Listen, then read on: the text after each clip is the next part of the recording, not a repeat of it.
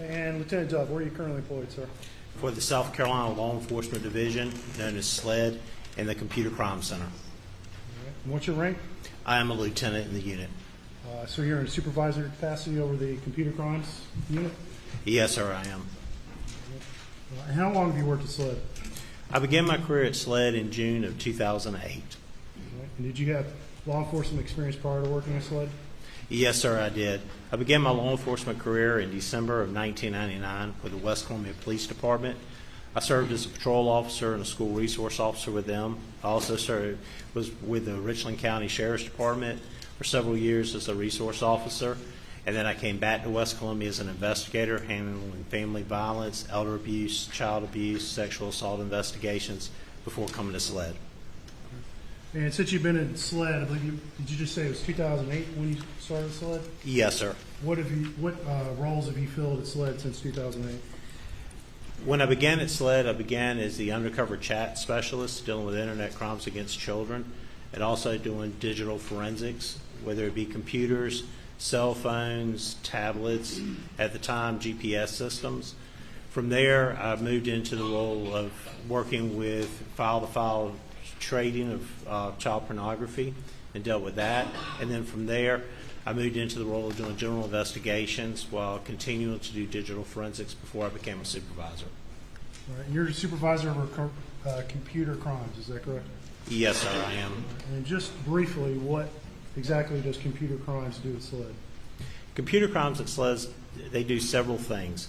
One, when local agencies submit digital evidence to us, whether it be a laptop, a tower, tablet, DVR, cell phone, servers, we will go and try to extract the information to look for anything that's relevant to the investigation. We also do handle some investigations.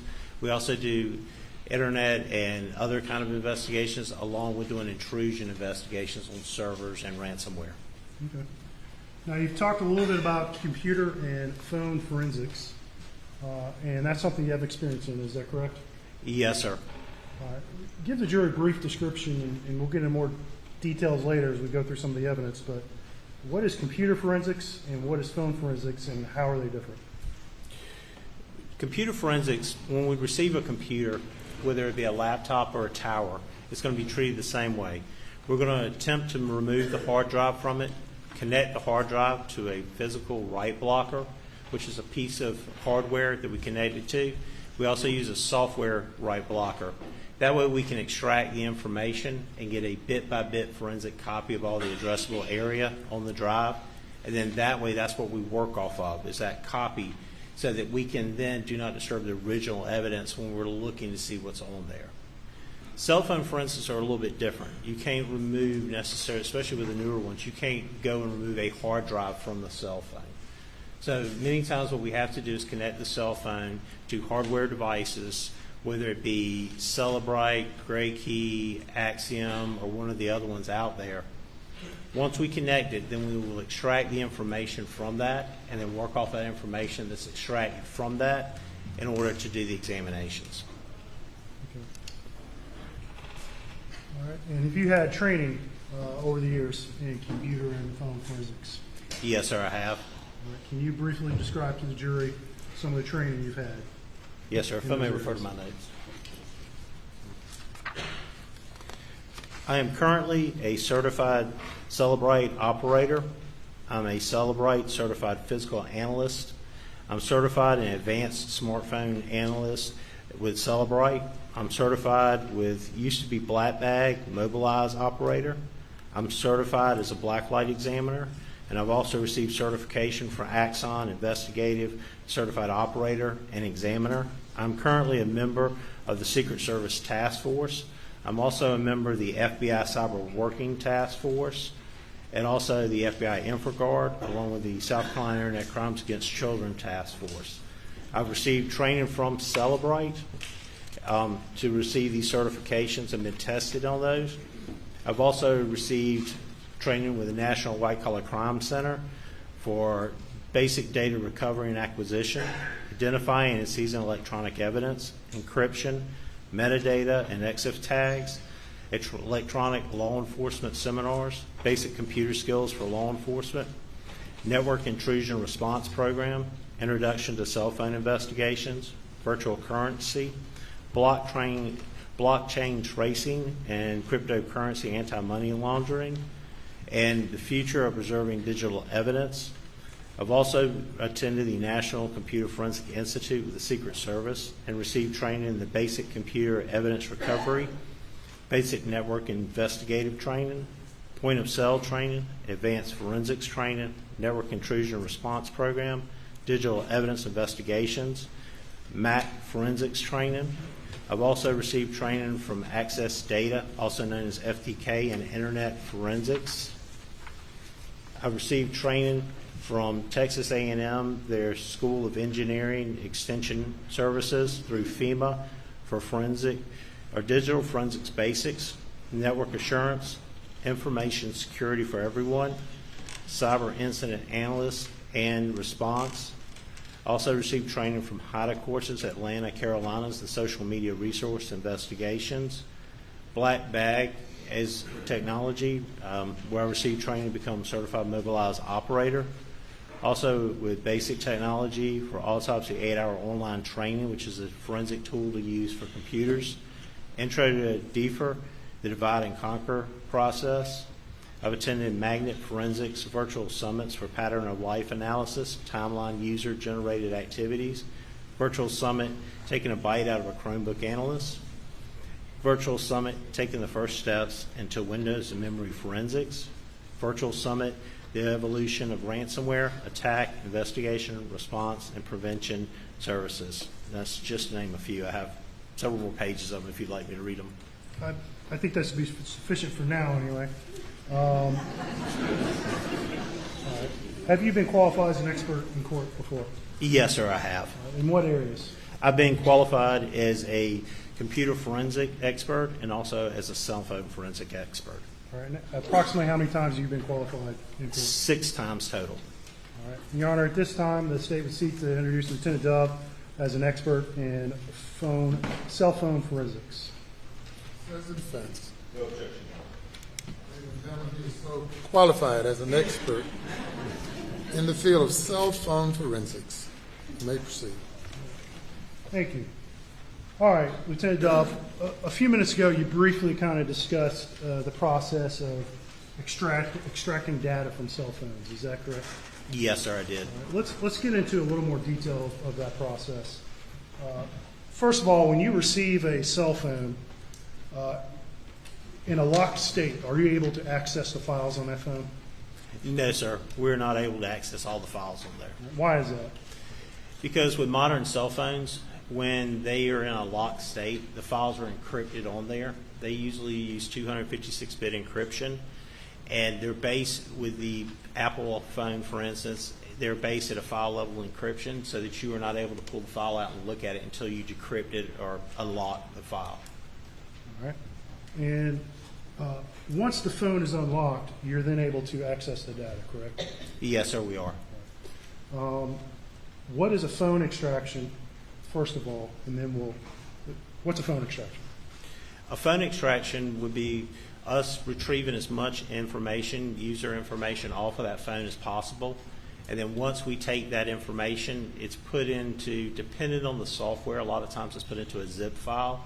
And then we'll process that zip file with another piece of software to go through and decode and look at the information. Okay. And what kinds of information can you get from a phone via an extraction? There are several different types of extractions. One is an advanced logical extraction, which is kind of the surface level, what you would see on your phone if you looked at it.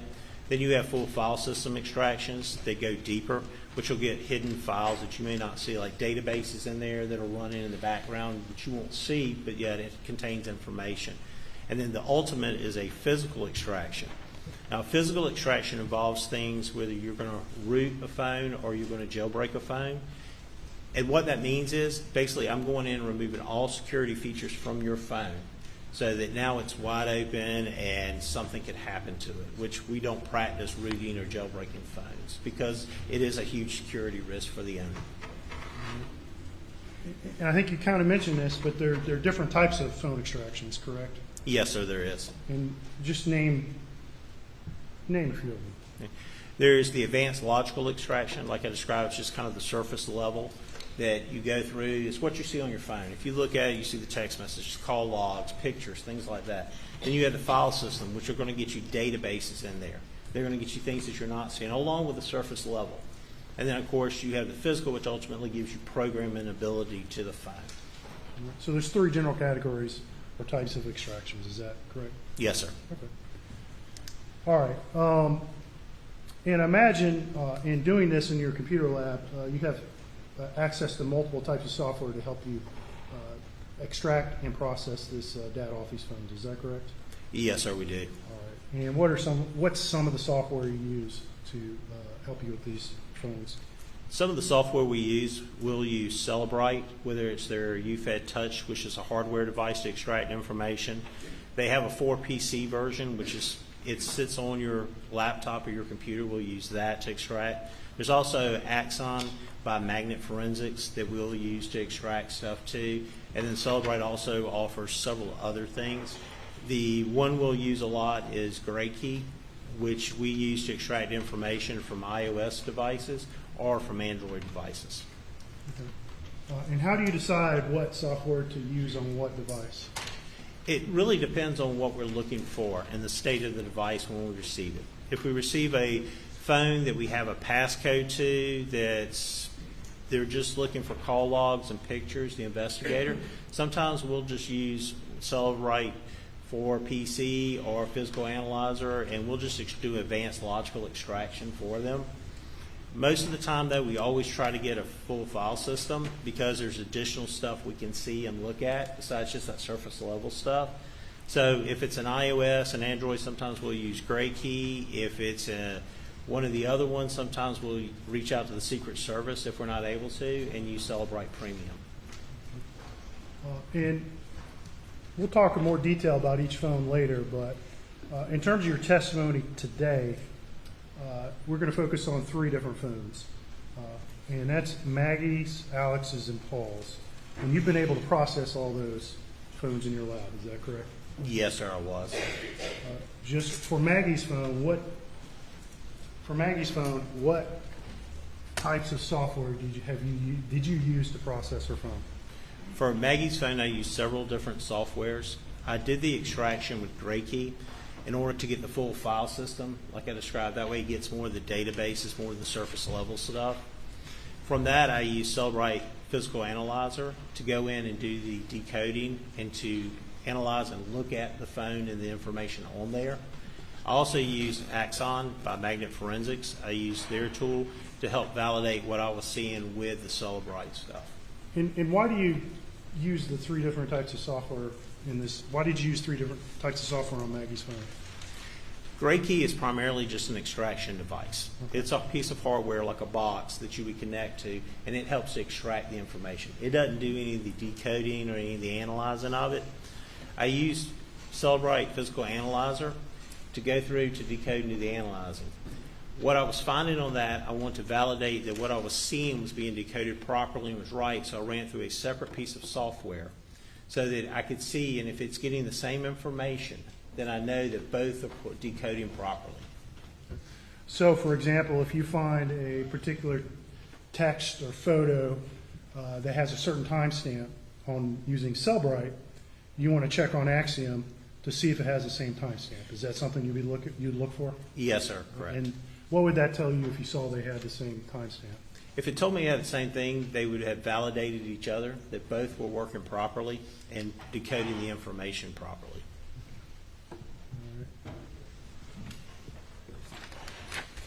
All right. And you received a phone that's been identified, that you identified as Alex's phone. Is that correct? Yes, sir, I did. And we'll get into the details of you receiving it a little later. What pieces of software did you use to analyze Alex's phone? Alex's phone, I used GrayKey to do the full file system extraction. At first, I didn't have the password for that phone, and then I was able to obtain that password.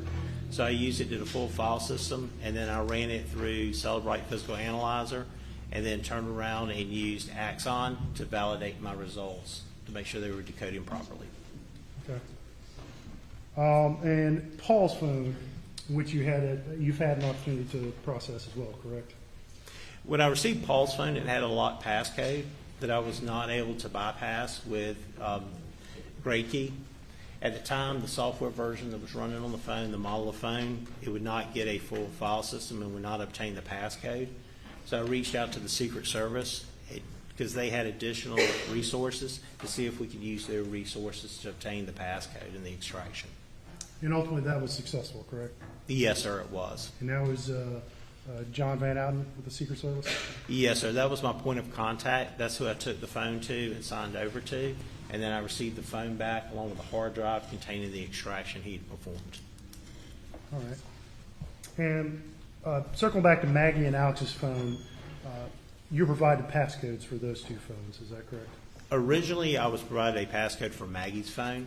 For Alex's phone, I received two phones at the same time on that case, or within a day or two apart. One was from him, had a passcode. The other one did not have a passcode with it. But I attempted, because we were creatures of habit, to use the same passcode on both, and it worked on them. Okay. All right. Let's. You've already referenced this, but let's go back and talk about the kinds of information you pull off these phones.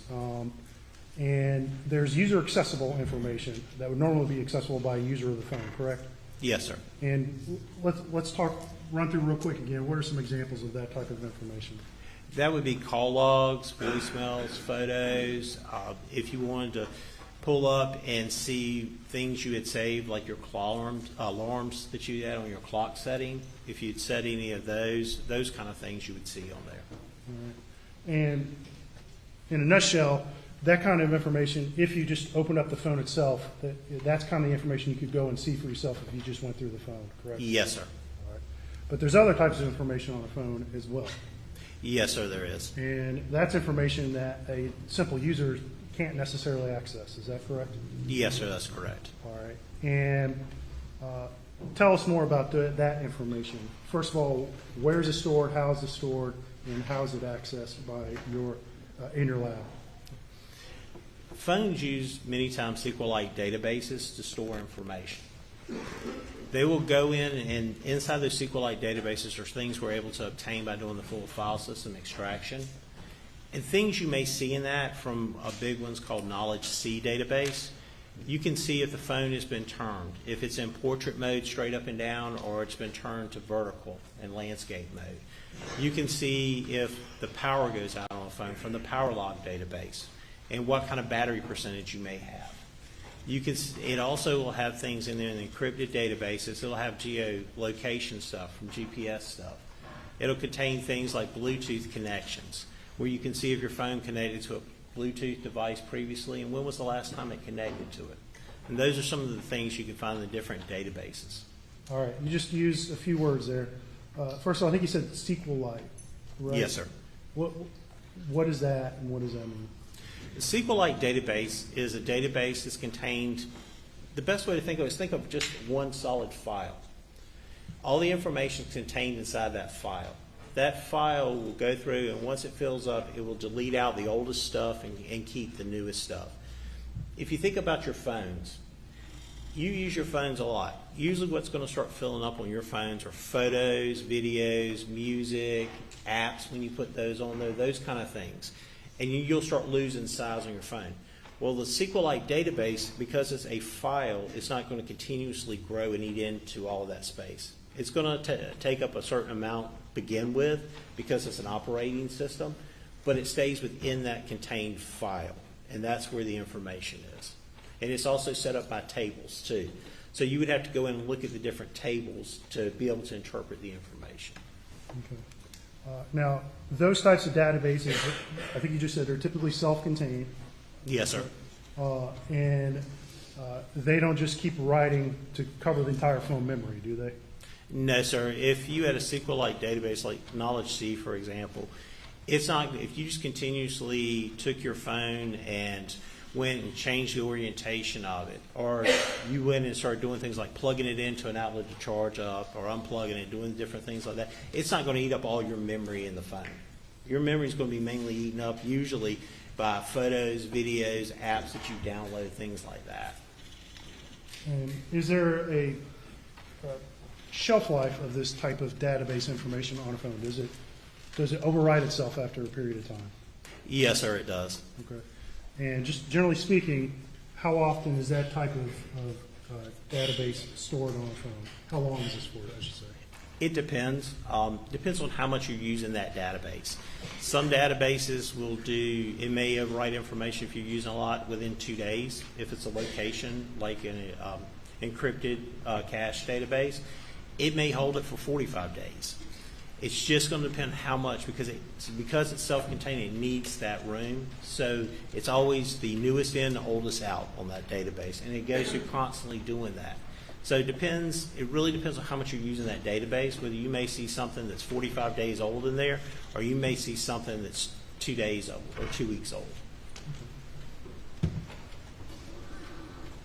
All right. And you mentioned a knowledge C database. Is that a type of SQLite database? Yes, sir, it is. And what are some of the things you would expect to find in a knowledge C database?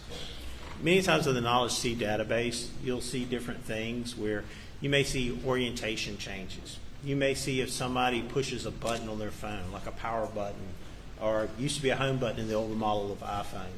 You could see different things like that. You can also see things that we'll talk with the power log database, where it'll show you the % of battery life you have left. If you plug it in, you start charging it. It'll go through and look at all those kind of different things to see, or just a few of the things it'll look at. Okay. All right, and you mentioned location storage, and that's a type of knowledge C database, correct? Yes, sir. All right. So it's not unlimited storage for location points on a phone, correct? Well, let me correct that. Actually, Knowledge C, you have all separate databases that do location. Okay. You have the cache database, you have the cache encrypted database, or just to name a few that will save location information. All right. And so phones, depending on how the user has their settings, will store location data, correct? Yes, sir. A user can make a selection on their phones whether they want to always give out their location only while using an app or never. It's a setting that a user gets to choose if they want, or it sets by default. Sorry. And what are the different types of location data that a phone can store? A phone can store many things. It can store cell towers that it's seen, depending on the database it comes out of.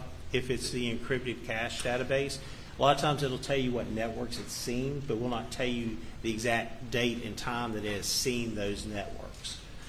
But it will tell you it's at some point in its life it's seen this network at this location. You have the cache database. Many times it'll go through, and that'll be pulling GPS information. You'll have also databases that'll pull cell phone tower information if it's available. And just, again, generally speaking, would GPS location information be more accurate than something like a cell phone tower location information? Yes, sir, it would be. All right. And again, speaking generally, Lieutenant Dove, when you do a phone extraction, are you altering the data that you're pulling off the phone in any significant way? And no, sir, we're not. Okay. And how do you tell that? How can you know that for sure?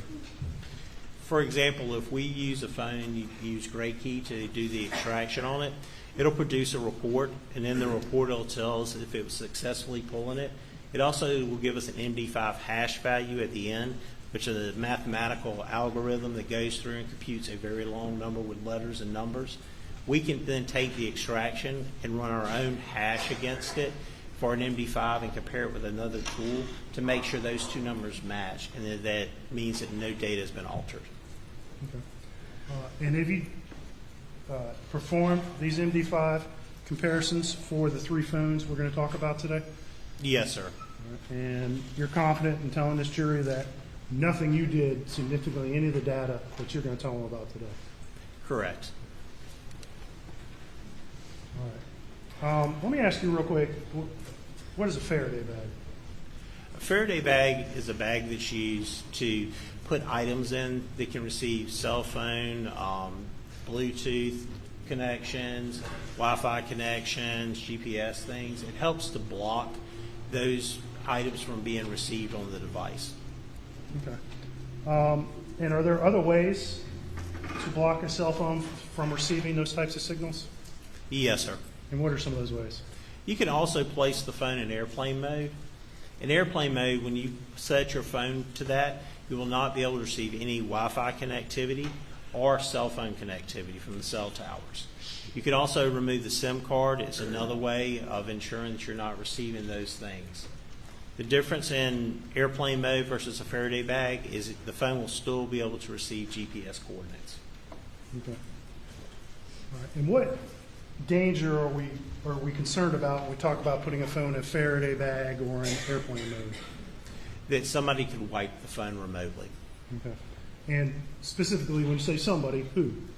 Anybody that would have, take an iPhone for instance, if somebody knows a user's iCloud name and password, they could get on, say the iPhone's lost or stolen, and it will wipe that phone. Okay.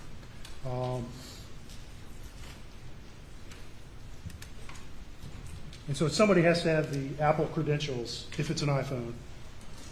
It would have to be that person who could wipe that phone remotely, correct? Yes, sir, that's correct. Well, let me ask you this. Is there a way for someone to remotely alter the phone in any way short than just a full wipe? You could do it by connecting a phone and doing an iCloud backup, for instance, with an iPhone. And then you would have to go through and remove whatever you wanted to, and then you would restore that phone to the previous iCloud backup you did. And then that way the phone would only go back to that previous state, and that's what it would show you. Okay. But is there a way to remotely, other than the process you just talked about, is there a way to remotely access a phone and, say, alter a call log, for instance? No, sir, not that I'm aware of. Or any other piece of singular data on a phone? Is there a way to alter it remotely? No, sir, not that I'm aware of.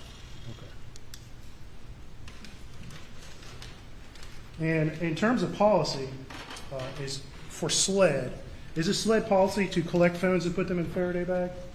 No, sir. All right. Is there a SLED policy that governs how to collect cell phones from a crime scene or otherwhere or from elsewhere? The manual for evidence collection through the forensic lab discusses taking a phone and place it into airplane mode if available and removing the SIM card. All right, let's talk about time real quick. How does a cell phone time, how is it set? Let me ask you that. The time you see on a cell phone, how is it set? Cell phone time is set through the provider. Most of the times the phones will come default, that they will auto set to whatever time zone you're in, along with your provider, whether it be T-Mobile, Verizon. It sets through their servers. That way they know how to bill people, and they can also check it for usage time too. Okay. And is a cell phone kind of like my oven where I set the time and a year later it's like 10 minutes off? No, sir, not usually, unless you went in and removed the auto times on it. But then you would see traces of that when you look at it, that somebody's changed the time zone. It will go back to the original time zone. Whereas if you drove from South Carolina to Alabama, for instance, right after you cross that state line, within a minute, your phone's going to update to that current time zone, which is an hour behind us automatically. All right. And so when we compare two phones and we compare events on two different phones that occur, either at the same or similar times, are those time references the same? Yes. And how are those time references synced? They're synced through the server.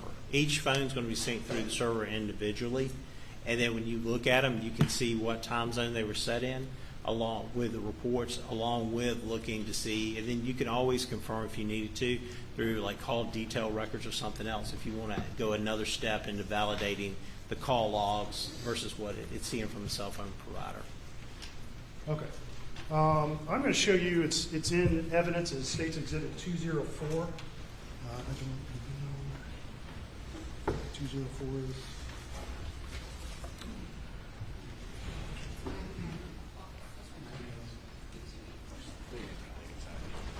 It's not ID only.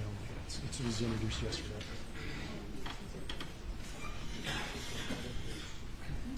Stand for a moment.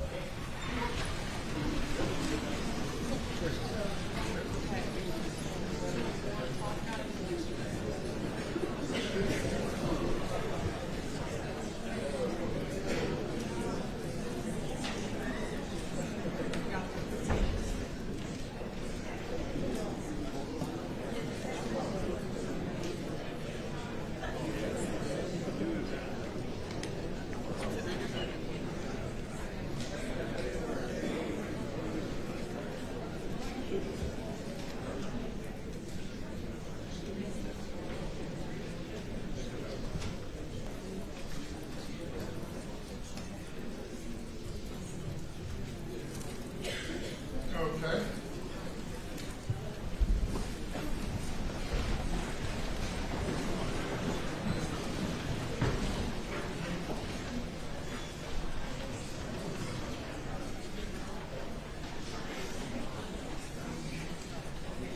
You may proceed. Please court. All right, I'm going to show you this is in evidence. It states Exhibit 204. And I'm going to ask you if you recognize that, sir.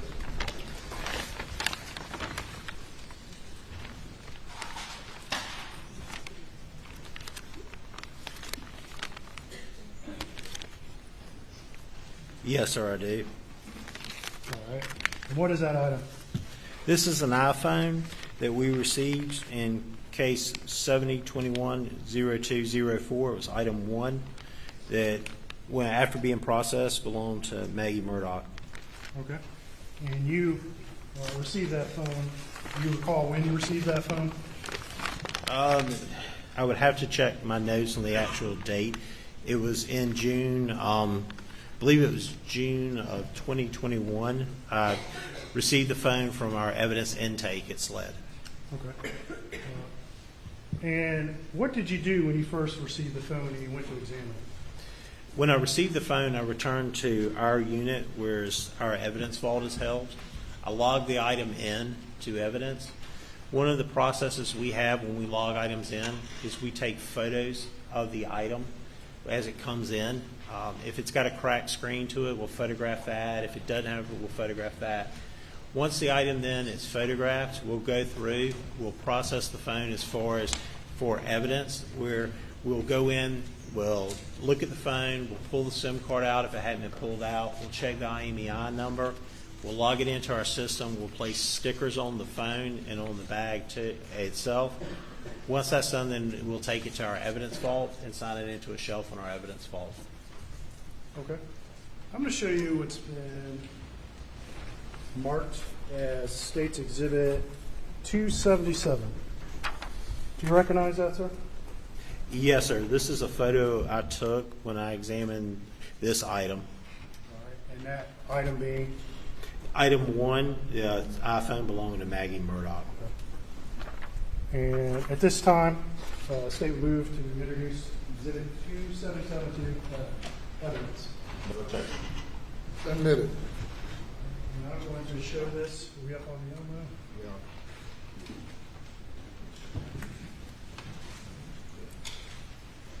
Okay, what is this picture of?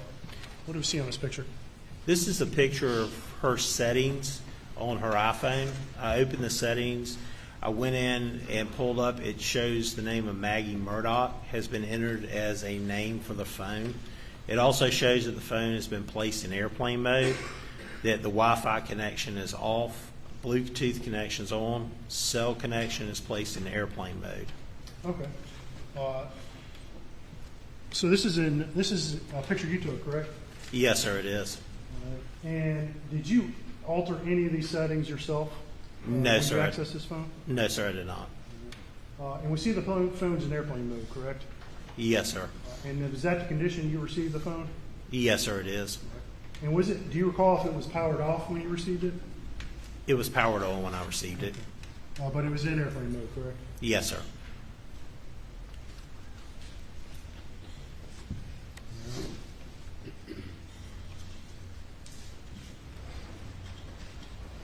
I'm going to show you State's Exhibit 276. Do you recognize that, sir? Yes, sir, I do. And is that a picture you took? Yes, sir, it is. It's one I took during our examination of the phone. All right, and that's, again, Maggie's phone? Yes, sir, it is. All right. And at this time, state would move to introduce State's Exhibit 276 in evidence. No objection. Considered without objection.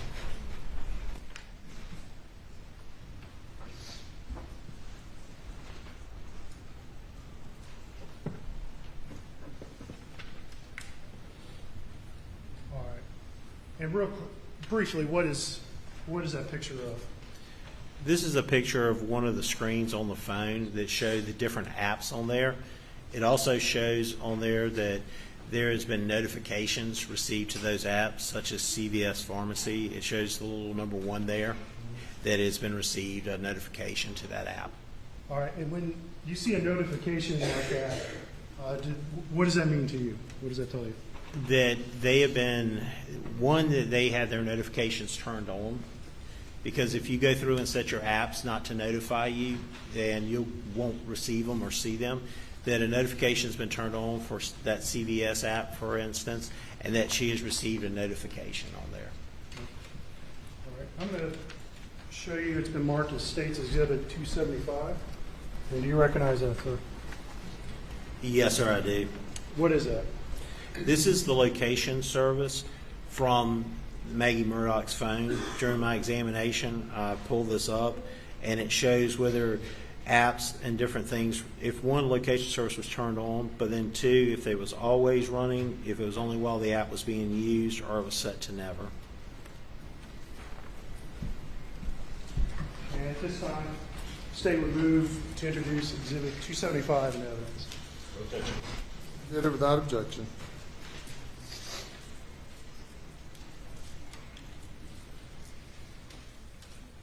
Okay, can you read that, Lieutenant Dove, on the screen? Yes, sir, I can. All right, and at the top, what is that? What do we see there? At the top of it, on the left-hand side, you see the time of 12:30 with a little triangle next to it for location services. Then on the right-hand side, you see the little airplane to indicate the phone's in airplane mode. Then you see the battery, and it's hard to tell on the screen, but I believe it's yellow. It looks like on there that it's a low battery. Then it's the location services. It shows that location services are turned on. Then it goes down through several different apps, not all of them, but then shows like AccuWeather is set to never record locations. You got Amazon, Alexa, that's always, the App Store only while using the app, the Apple Store while using the app, Apple Watch faces while using, Apple Watch workout while using, and BCBS toolkit while using. Okay. So these are user settings that presumably the owner of the phone would have set, correct? Yes, sir. Majority of the time when you add a new app to your phone, it asks you, do you want to allow location services? Do you want to allow it all the time, only while using the app, or never? You can also go into your own settings and change those location services. Okay. And for most of these apps we see on here, it seems to say that location services only be used while using. What does while using mean? It indicates when you pull the app up and the app is in use, that's when it's recording the location that you're at. Whether it's running in the background or you pull it up and then close it completely out. So if no one is actively using a particular app, the phone's not going to record location data, correct? Correct, for that app, yes, sir. For those settings where it says while using, correct? Yes, sir. All right, I'm going to approach and show you Exhibit 278. You recognize that, sir? Yes, sir, I do. And what is that? This is a picture of Maggie Murdaugh's phone I took while I was doing the examination of it, and it shows the recent call log. At this time, I would move to introduce State Exhibit 278. No objection. Submitted.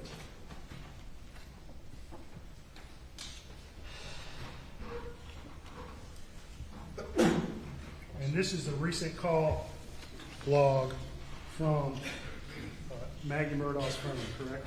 Yes, sir, correct. And we see some entries that are red and some are black. What does that mean? The red entries on there indicate missed calls, calls that have been received by the phone but were not answered. And we see the word Alex followed by a numeral 5. What does that mean? That would indicate the phone is recorded that there were 5 missed calls from the person identified as Alex in that contact list. And in addition, we see a missed call from Buster, correct? Yes, sir, correct. And 2 missed calls from John Marvin. Is that correct? Yes, sir, that's correct. And can we see the times or dates on this screen right now? It shows the date on there as far as the day of the week. It does not show the calendar date or the times. Okay. And finally, I'm going to show you Exhibit 279. Do you recognize this? Yes, sir, I do. What is that? This is a photo of Maggie Murdaugh's phone. When I was doing the examination, one of the other things I did was open the messages to look at it and take a photo of that. And that's a picture you took, correct? Yes, sir, I took that photo. And so at this time, State would move to introduce State's Exhibit 279 today. No objection. 7 minutes. All right. And this is those recent messages for Maggie, correct? Yes, sir, it is. All right. And what types of messages would show up in this inbox? In this inbox, you would receive SMS messages, a regular text message, and also MMS messages, which ones may also have a photo attached to them, would show up. Okay. All right. And I see to the left of most of these a dot. What does that dot indicate? That dot indicates messages that have not been read or opened. Okay.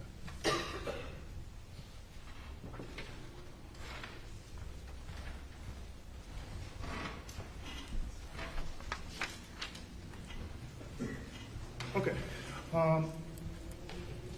So after you took those processing pictures of Maggie's phone, what did you do? I continued to process the phone. I took the gray key extraction I did with the phone. I ran it through Cellebrite Physical Analyzer, went through it, looked for information relevant that may help the investigators, also to see what kind of things were going on the day of June 7th, 2021. And then from there, after I finished that one, that's when I ran the extraction through Axon to try to see if I could validate what I was seeing. Okay. And you mentioned it, but this was a full physical extraction on Maggie's phone? It was a full file system extraction. Okay, full file system. Okay.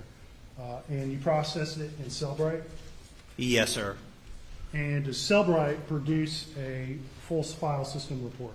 Yes, sir, it will. All right. And explain to the jury what that is and what it does. A full file system report from Cellebrite is going to have everything that it can decode and then put in a readable format for you.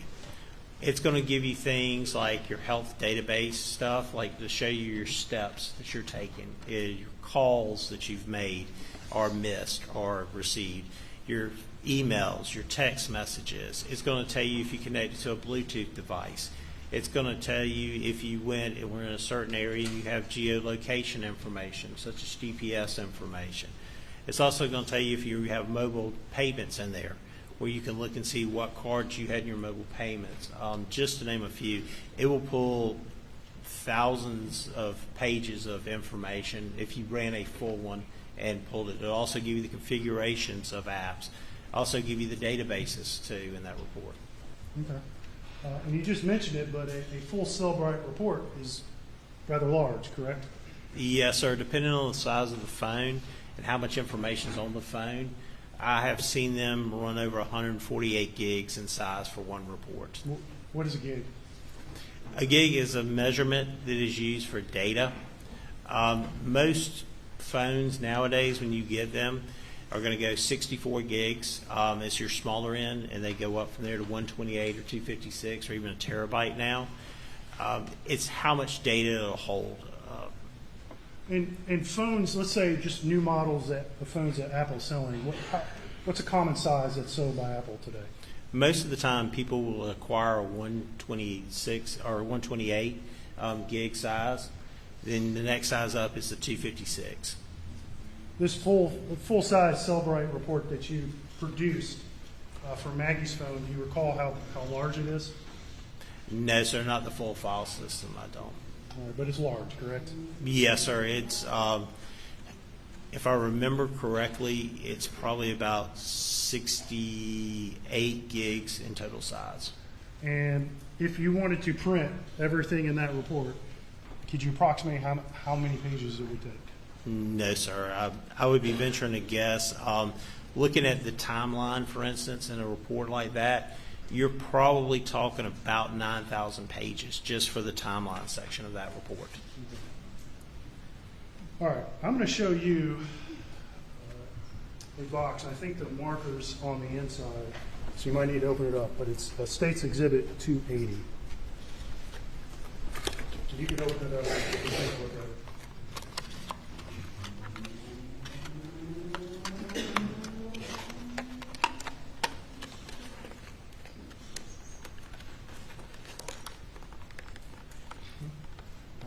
And what is the contents of that box, sir?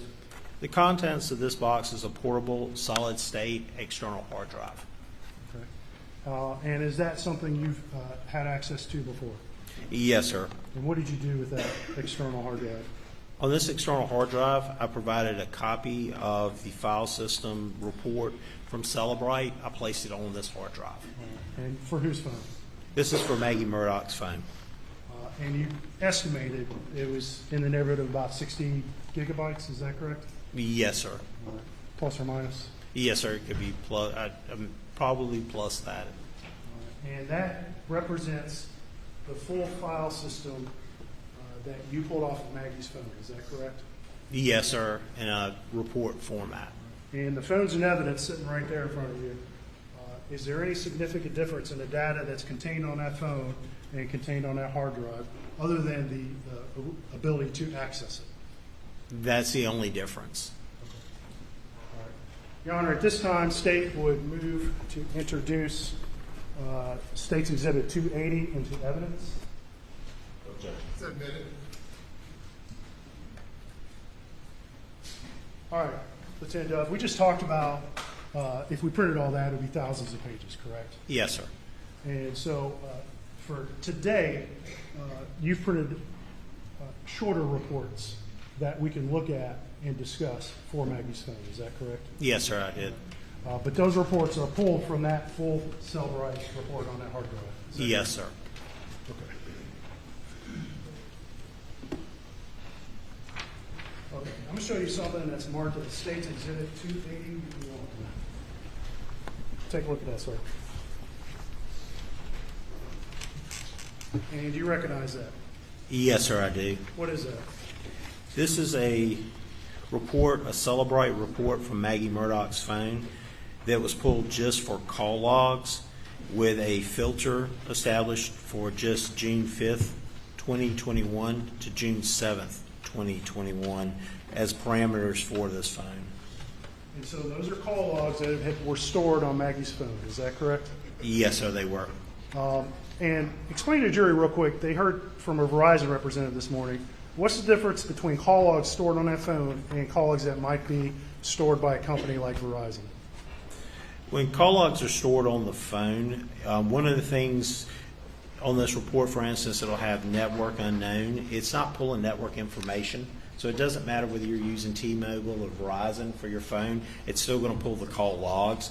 Even if you were to go and switch carriers from Verizon to T-Mobile, it would still pull the call logs from the database.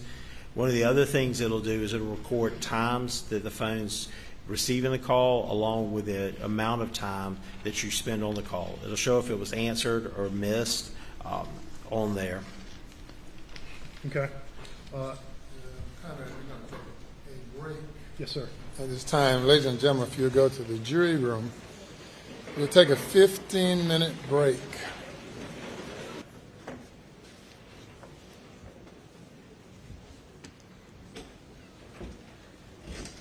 You may now be seated.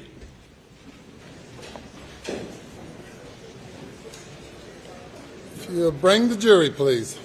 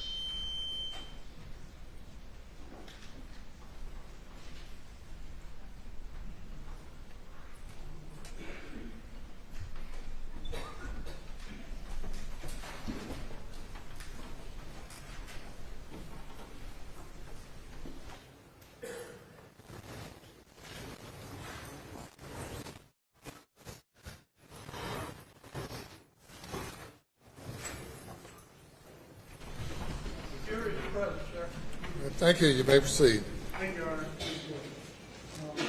And Judge Dove, I believe we were discussing State's Exhibit 281 before the break. Is that correct? Yes, sir, that's correct. And what was that again? This is a Cellebrite report from Maggie Murdaugh's iPhone extraction. It has just call logs for the date range of 6/5/2021 to 6/7/2021. Okay. And I believe you said it contains information, the date and time the call was made, correct? Yes, sir, it does. Whether it was an outgoing or ingoing call, correct? Yes, sir. And whether a call was answered or not, is that correct? Yes, sir. All right. And at this time, State will move to introduce State's Exhibit 281 into evidence. No objection. Submit it. All right, Lieutenant, this report is 20 pages long, correct? Yes, sir. And we're not going to go through line by line every call, but I'm going to focus on, can I have the Elmo, please? Okay. Let's take a look at Maggie's call log from the night of June 7th.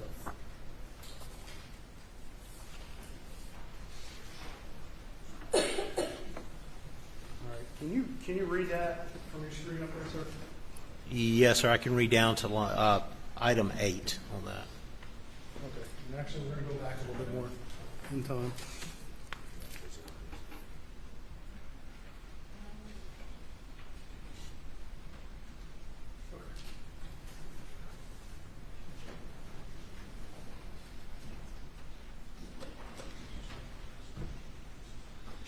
All right, and let's look at line 14 on this report. Do you see that, sir?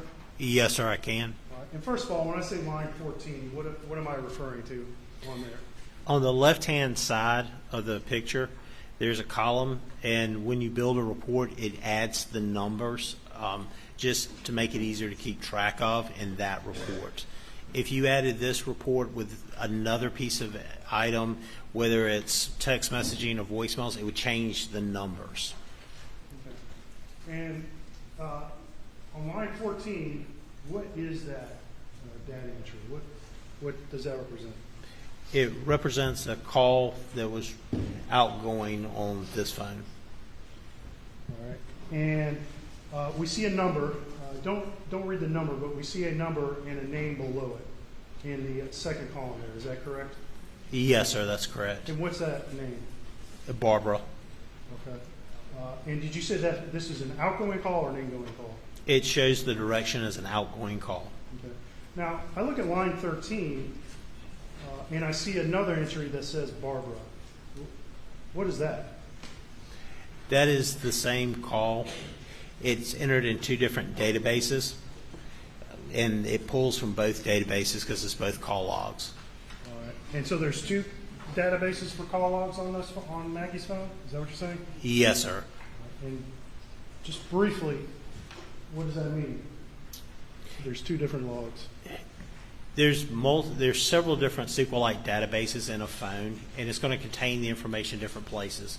One may be recent calls. One may be calls that are considered past the recent step that's set in the database, so that it's going to be in the call logs, but it's not going to be in the recent. Sometimes you'll see them in both databases, recent and the call logs. Okay. All right, and so that, what time is that call that you see on the entry there, lines 13 and line 14? At line 13, it's on 6/7/2021 at 7:50, 19 seconds p.m. -4 UTC. Okay, so that's 7:50 p.m. Eastern time, correct? Yes, sir, it is. And in the next column, we see a number, and it says 2:46. What does that mean? That is the duration of the call. Okay. So at 7:50 p.m., Maggie placed a call to Barbara. Is that correct? That lasted 2 minutes and 46 seconds. Yes, sir, that's correct. And we see a slight time difference between line 13 and line 14. It's about 4 seconds. And that's just as simply the different way the different logs record the data.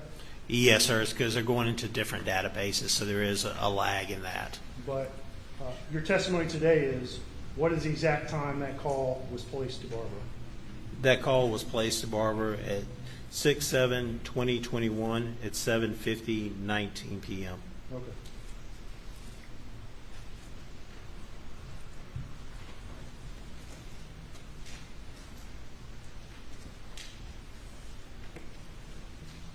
In your review of Maggie's call logs, was this the last answer, or excuse me, the last phone call that was either dialed or answered by someone on Maggie's phone? I would have to check the logs again, Sure. but I believe so. I'll let you know that. Take a look.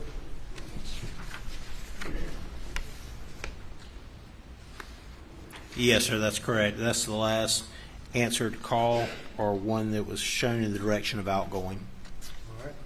No more outgoing calls that night, correct? No, sir, June 7th? correct. And no more answer calls the night of June 7th. Is that correct? Correct.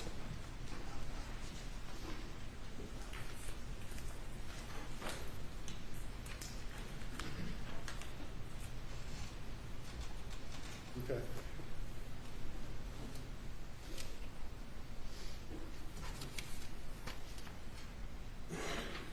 Okay, we're going to look at lines 9 and 10. I don't know if you can see that on your... I got it reversed. My bad.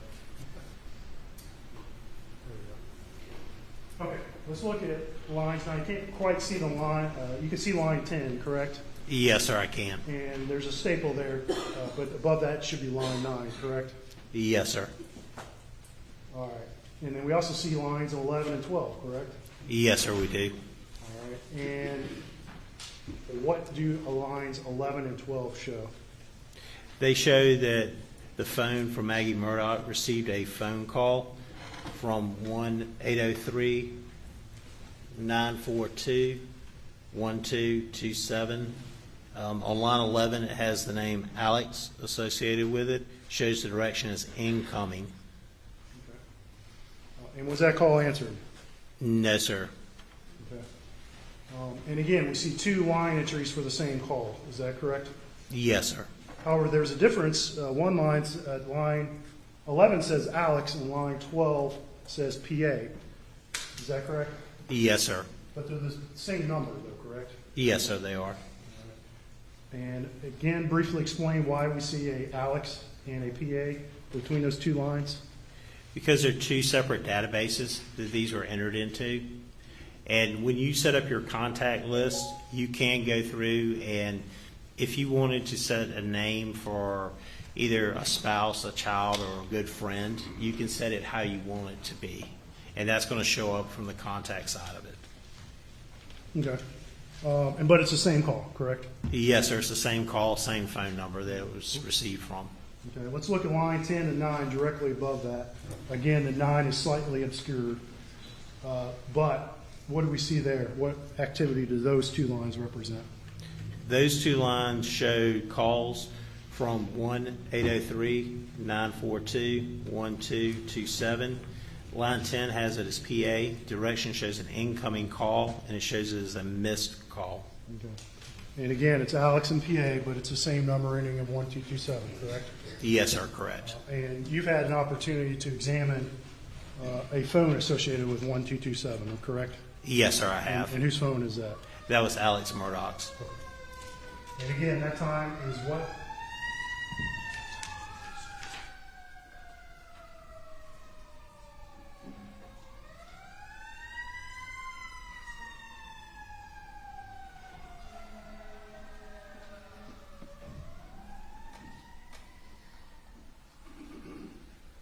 All right, and the two times you see in line 10 and 9, can you read those times in those two blocks? And are they the same? Yes, sir, they are the same. It is 6/7/2021 at 9:06:14 p.m. UTC -4. Okay. And that's local time, 9:06, correct? Yes, sir, that's local time. And 14 seconds, correct? Yes, sir. Oh, all right. And let's read the times for line 1112. That's the first call from Alex. What are the times for the call that's associated with lines 11 and 12? They are the same time. It is 6/7/2021 at 9:04:23 p.m. UTC -4.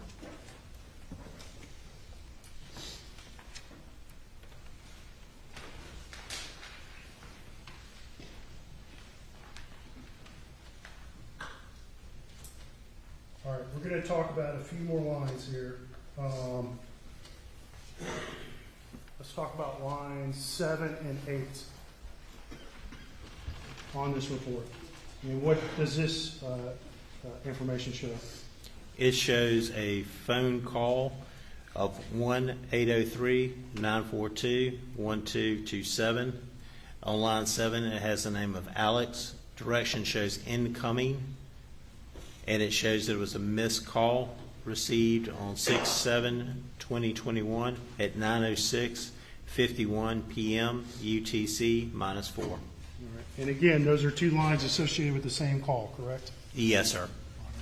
And so just reviewing, within the space of about 2 minutes, you see 3 separate calls from Alex's phone incoming into Maggie's phone. Is that correct? Yes, sir, that's correct. All right. And after that 9:06:51 call on line 7 and 8, what's the next call you see on this log? Moving up the call log, the next call I see is from 1-803-942-1227. On line 5, it has the name of Alex. The time received on that call is at 9:45:32 p.m. UTC -4. All right. And that's lines 5 and 6, correct? Yes, sir. For the same call, correct? Yes, sir. All right. And finally, let's talk about lines 3 and 4. What information do you see there? On lines 3 and 4, they're the same call from 1-803-942-1227. On line 4, it shows it as PA. Direction is an incoming call, and it was received at 10:03:58 p.m. UTC -4 as a missed call. All right. And to clarify, these last 5 calls from Alex, were any of them answered? No, sir. And previously, we looked at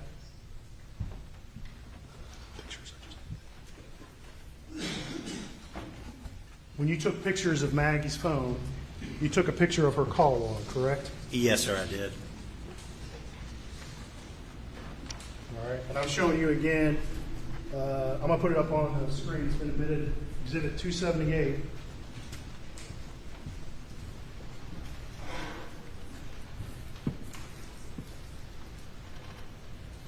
And we saw that numeral 5 next to Alex's name, correct? Yes, sir, that's correct. And that represents 5 missed calls. Yes, sir, that's correct. And I don't know if you're doing math while we went through that, and we can look at it again if you'd like, Lieutenant Dove. But did you count the calls from Alex that were missed in a row as we went through that call log? Yes, sir, I came up with 5. Okay. And since I had that picture up there, When you access Maggie's phone to take these pictures and to go through some of these screens, did you change any settings? No, sir. The extraction had already been done at the point I took these photos. Okay, so the extraction actually was done before these pictures. Yes, sir. All right. But even after, did you change any settings or open up any calls to make anything difference on the phone? No, sir, I did not.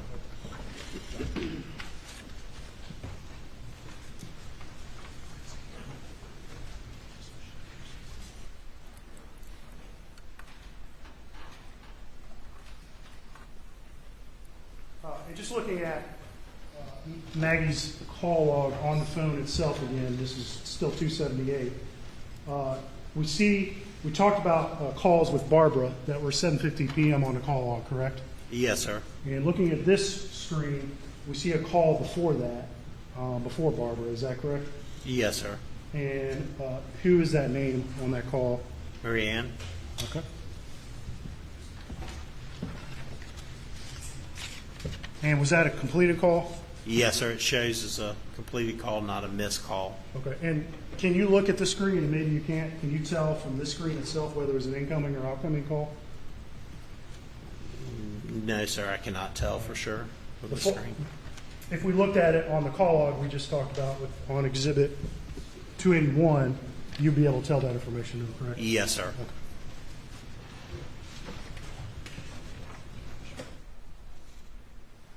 All right.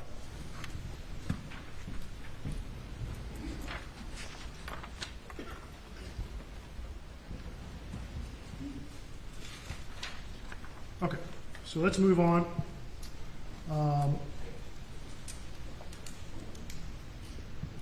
Let's talk about Maggie's text message report.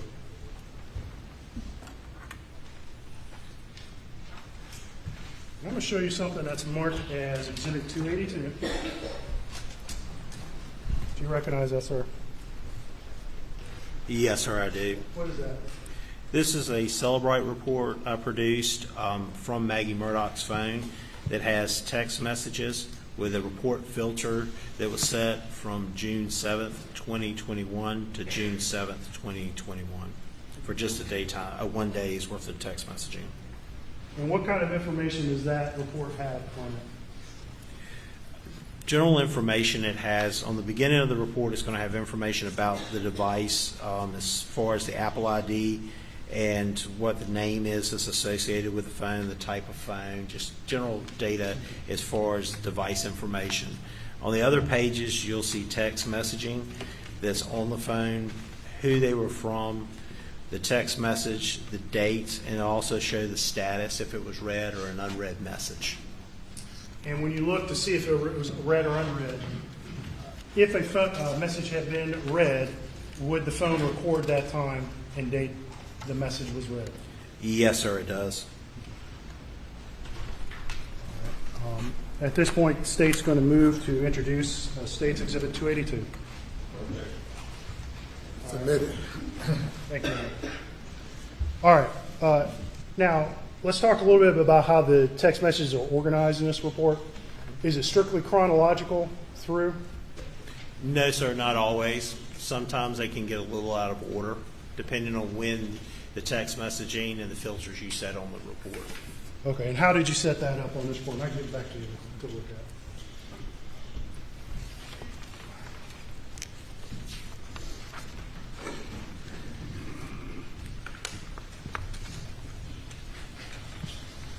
On this report, it appears to have pulled chronologically, but it's also pulling instant messages versus chat messages, and they are coming from different databases.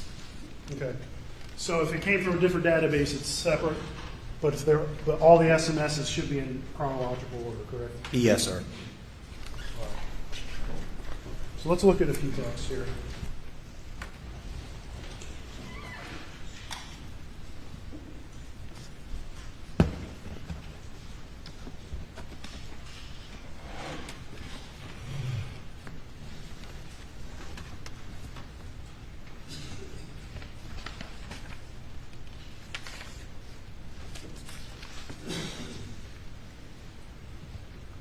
Okay.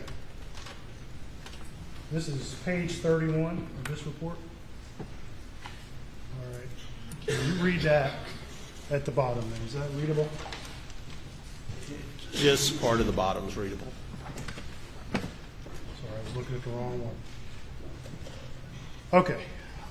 And what is this? This is appears to be a group text message that was received on this phone from one individual to several other individuals. Let's not read numbers, but there's most of these have names next to them. So who sent this message? It appears it has it down as John Marvin. Okay. And who else is in this text group? Maggie Murdaugh appears in this, but it has her user account name, which is a Yahoo email address. Okay.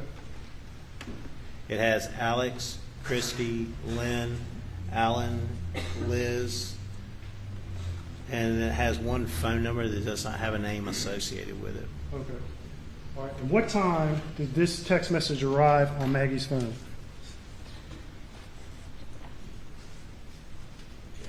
It appears that the text message was received 6/7/2021 at 8:31 p.m. UTC -4.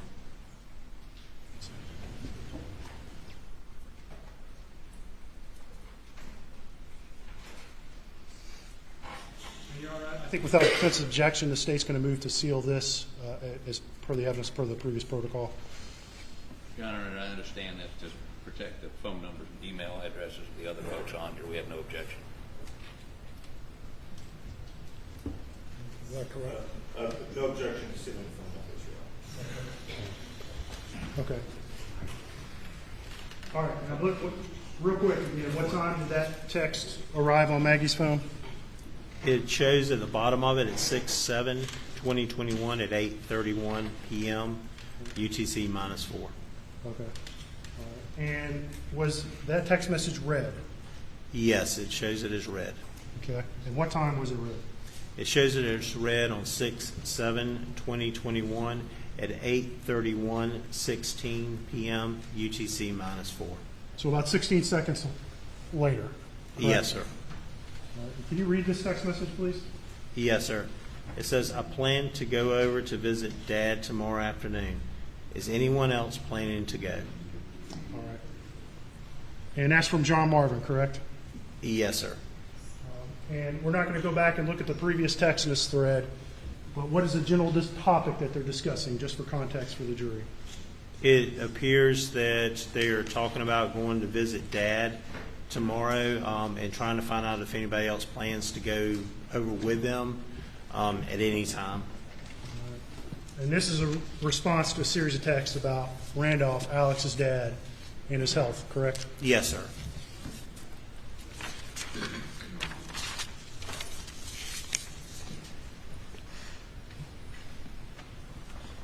I'm going to turn over to page 32, and we see another text. And this is that same text group, correct? Yes, sir, it is. And this is another text that arrived on Maggie's phone, correct? Yes, sir, it Who did. sent that text? It looks like Lynn G. All right. And what does it say?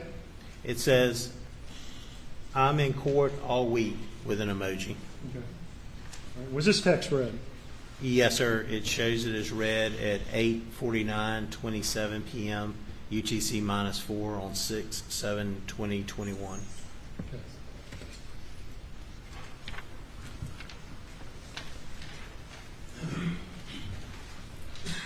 I'm going to hand this report back to you. Have you help me find. I believe Maggie receives a text later, and it might be from Rogan. Could you find that text in there for me, please? Yes, sir.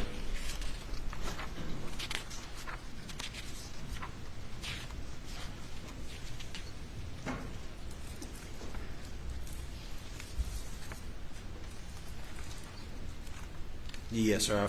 I've located it. Okay. What time did that text arrive on her phone? That text arrived on 6/7/2021 at 9:34:14 p.m. UTC -4. Let me see.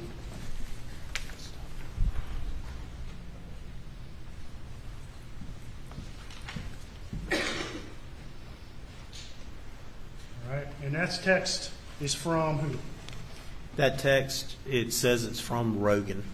And that's at least what the call or the apps, or excuse me, the contact list says. Yes, sir. That's the name that was entered in the contact list associated with that phone number. And that arrived on Maggie's phone when? On 6/7/2021 at 9:34:14 p.m. UTC -4. And was that text ever read? No, sir. It appears as a status of unread. Okay. Now let's be clear about something, Lieutenant Dove.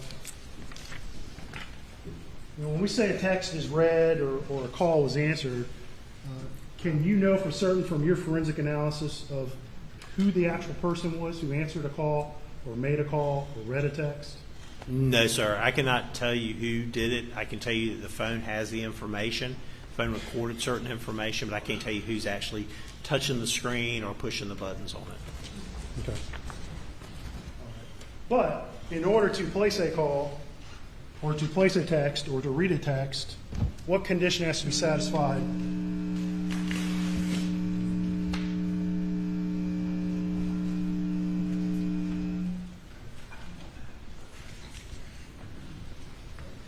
All right, we'll continue for now.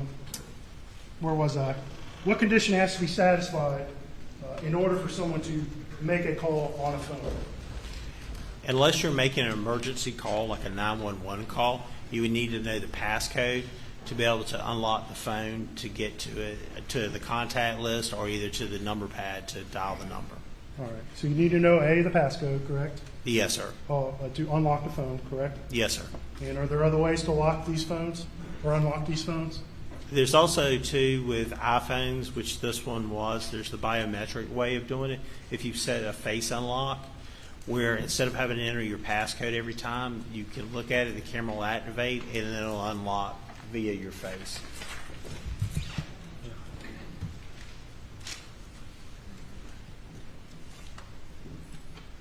All right. So that was 282. Can I see 282 again? I'm going to show you, I believe there's some texts from Alex that Maggie received that night.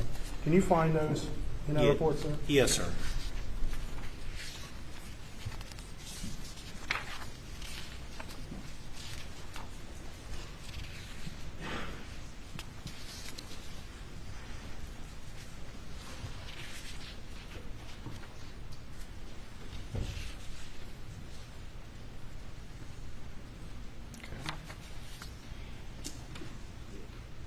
Yes, sir. I found the text thread.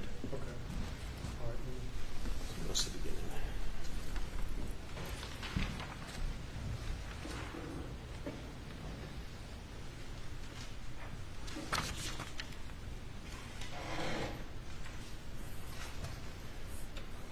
All right. Let's look at page 16. And can you read that, sir? Are you referring to the bottom text on that one? Yes. Yes, sir, I can. Okay. All right. And who's that text from? It's from Alex. All right. And it was sent to Maggie's phone, correct? Yes, sir, it was.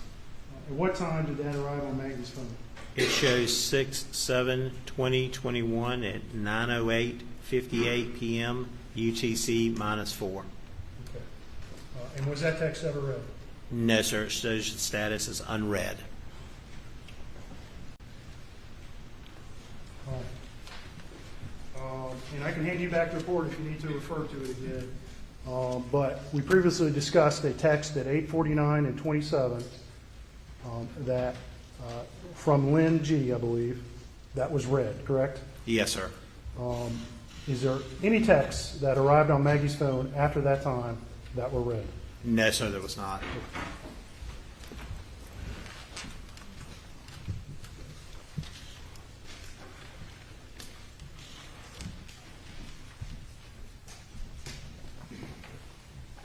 Okay.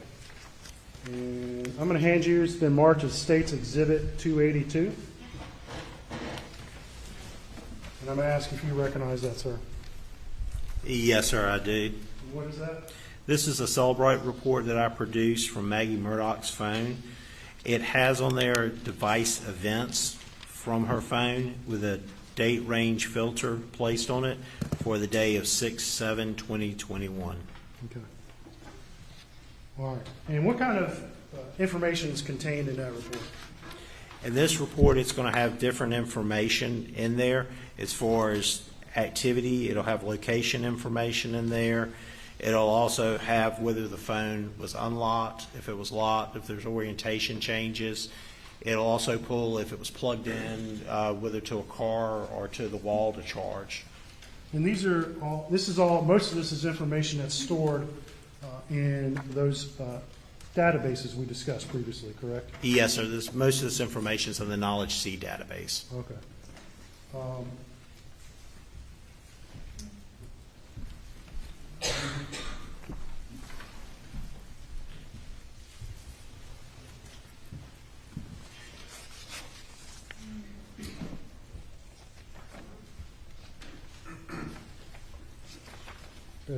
Beg court's indulgence. And how many pages is this report? I don't remember offhand. I think it could be 87. I can't remember if that's the 87-page report that I produced for that one. Okay.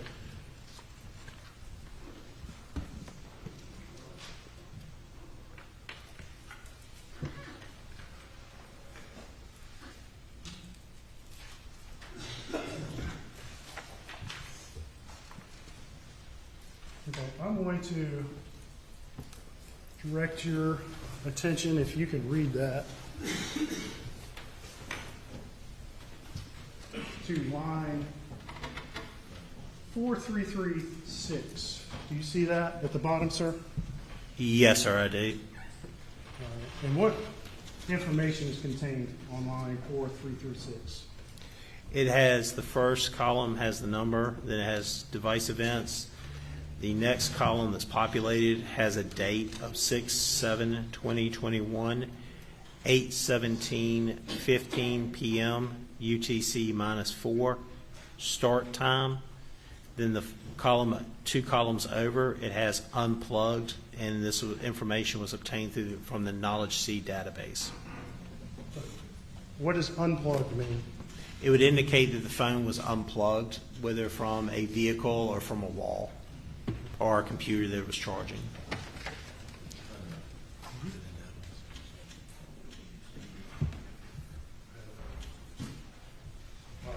And I'm going to show you again, states 283. And you previously explained that as a report you prepared off of Maggie's Cellebrite phone, correct? Yes, And sir. it's a timeline report, correct? Yes, sir, the device events. All right. And at this time, state would move to introduce Exhibit 283 into evidence. Okay. Did it?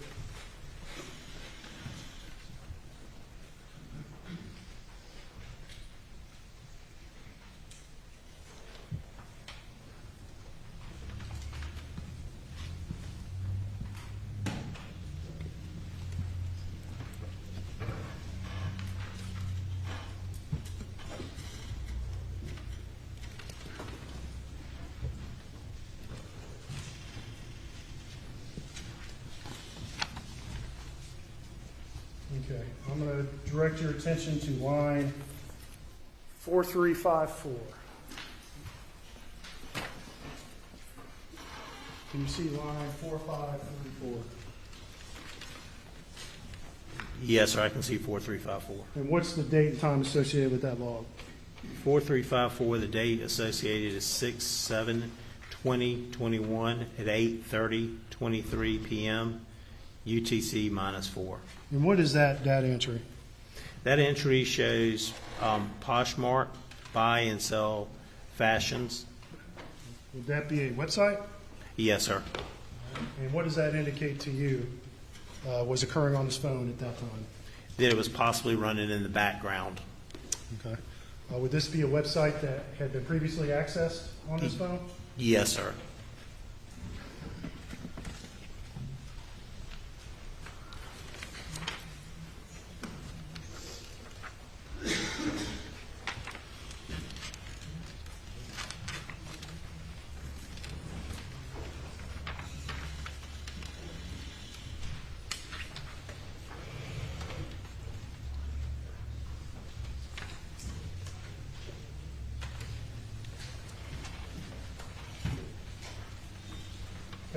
I'm going to show you a series of entries starting at 4404 here. I want to see if you can read that up there. Can you read 4404? Yes, sir. All right. And above that is 4403, correct? Yes, sir. And what is that line entry we see at 4403? It shows that the display was on, and that was obtained from the knowledge seed database. Okay. And then, and that, this is all June 7, 2021, correct? Yes, sir. And the time on that one is at 8:49:20 p.m. UTC -4. It shows as a start time. Well, let's talk about that for a minute. Display on, what does that mean? It's when your screen lights up. It's the easiest way I can describe it. And there can be a variety of reasons why it would light up. All right. Well, let's talk about some reasons. Why don't you list some, please?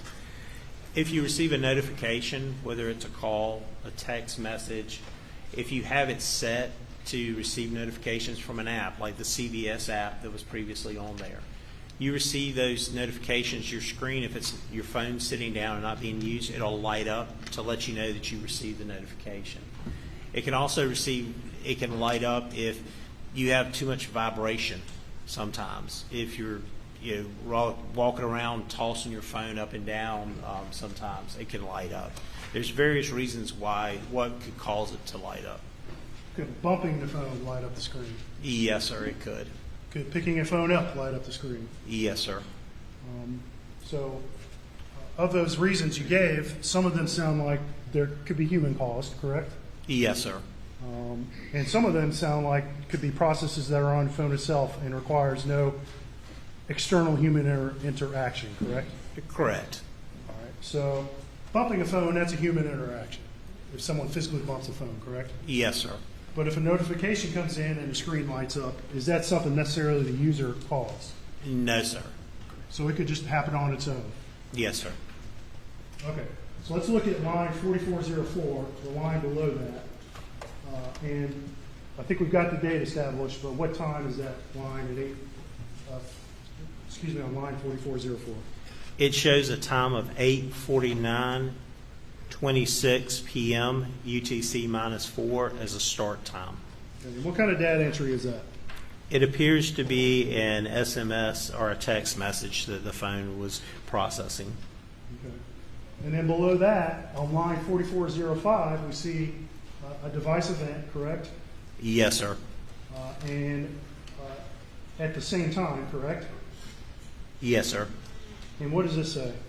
It says that was the 8:49:26 p.m. is an end time, and it shows device locked. Okay. Well, let's look at 4406 below it. What kind of event is that?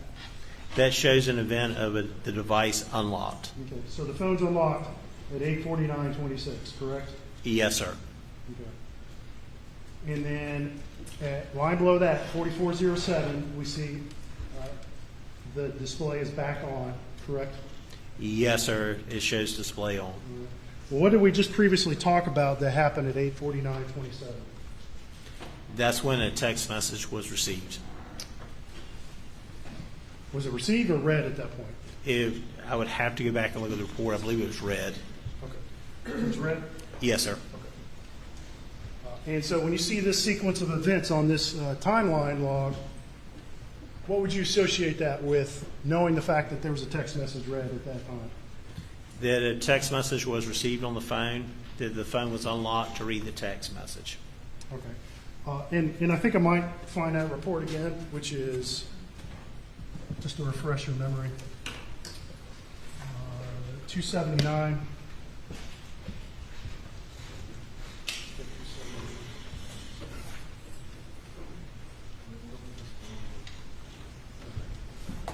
That's the wrong one, sorry. 282, my apologies, 282. Just to refresh your memory, why don't you go back and look at that event at 8:49:27. I believe it was the text thread from the family members.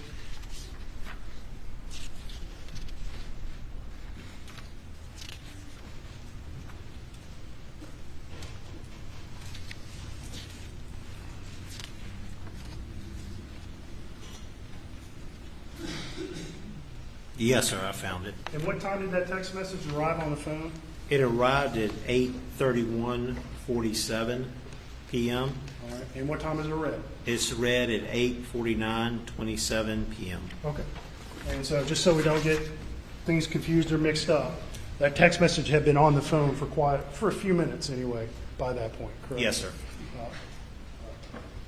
But it wasn't read until 8:49:27, correct? Correct.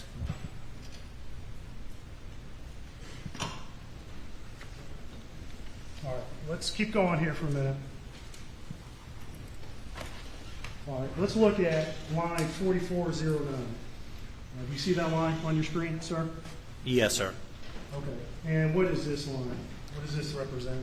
This is a line that indicates the start of an orientation change of the phone. Okay. And what is an orientation change? An orientation change would be if you take your phone, it's considered portrait if you're holding it straight up. If you turn it to the side, it's considered landscape, and that would be changing the orientation of it from straight up to sideways. So what can cause an orientation change? It would have to be somebody moving the phone. As far as if I'm holding my phone up to talk to somebody or to look at something on there scrolling, and then I hold it down by my side, it's going to cause it to change orientation. Or if I rotate it in my hand to watch a video, it's going to cause an orientation change. So could picking up a phone to read a text message cause an orientation change? Yes, sir, depending on where you're holding it to start with. And can you think of any process on a phone that will cause an orientation change to log other than a human holding the phone? No, sir, not that I've seen. Well, one possibility I'm going to ask you about is if, say, a phone's dropped. Could that cause an orientation change? It would have to tumble end over end, like down steps, for instance, and it would have to be on to be able to record that orientation change. Okay. All right. Let's go down to line 4412. Do you see that, sir? I'll scoot it up. Yes, sir, I do. And what does that line show? That line shows the start time of the device being locked. Okay, and what time is that? It's at 8:49:31 p.m. UTC -4. All right, and I can hand this phone to you, or excuse me, this report back to you. We'll come back to this, that line again in a minute. But I'm having you look through this report. So the phone was locked at 8:49:31, correct? Yes, sir.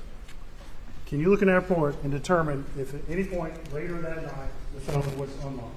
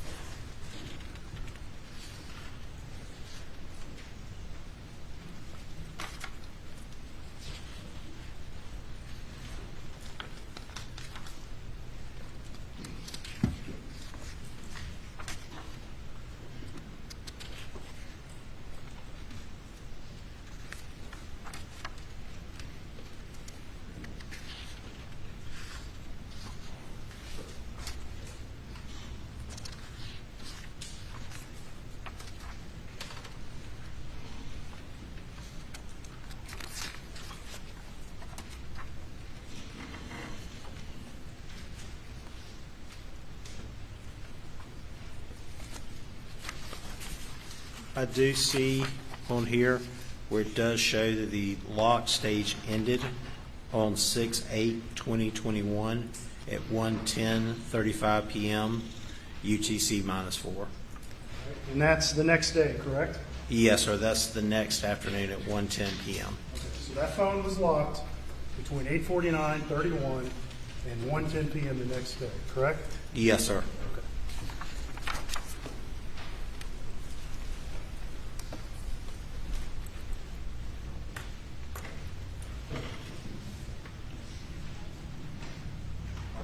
All right, and I'm going to go right back to look at line 4414. 4413. We just discussed 4412, which is the phone being locked at 8:49:31, correct? Yes, sir. Do you see any entries? What time is the next entry on this report? Could you repeat which number you're looking at? On line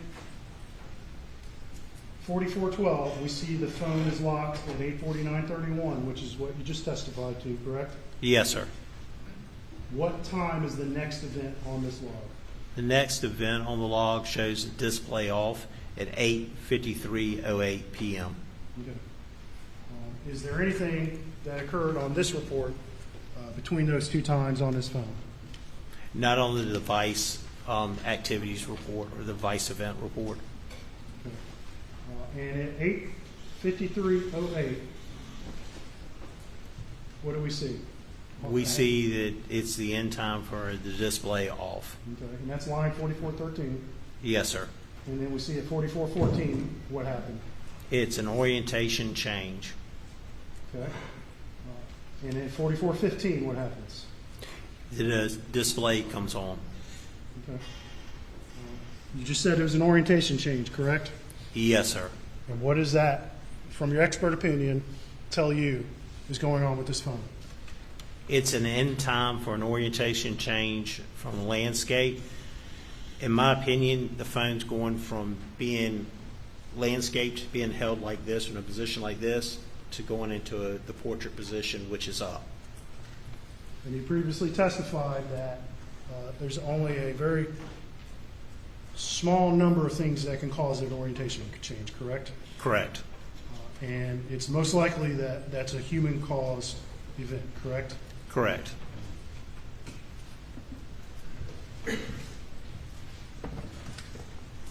However, you can't testify to today as to who held that phone at that time, correct? Correct.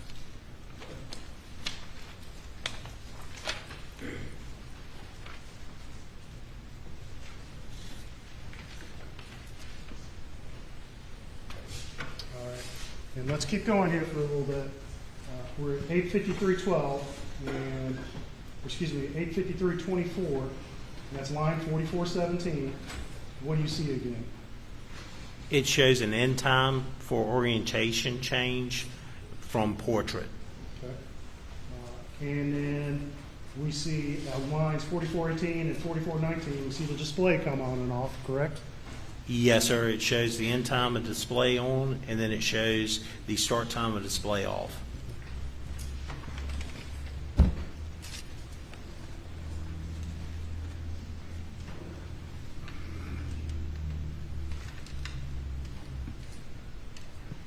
All right. We'll go to the bottom of that page, and we'll look at lines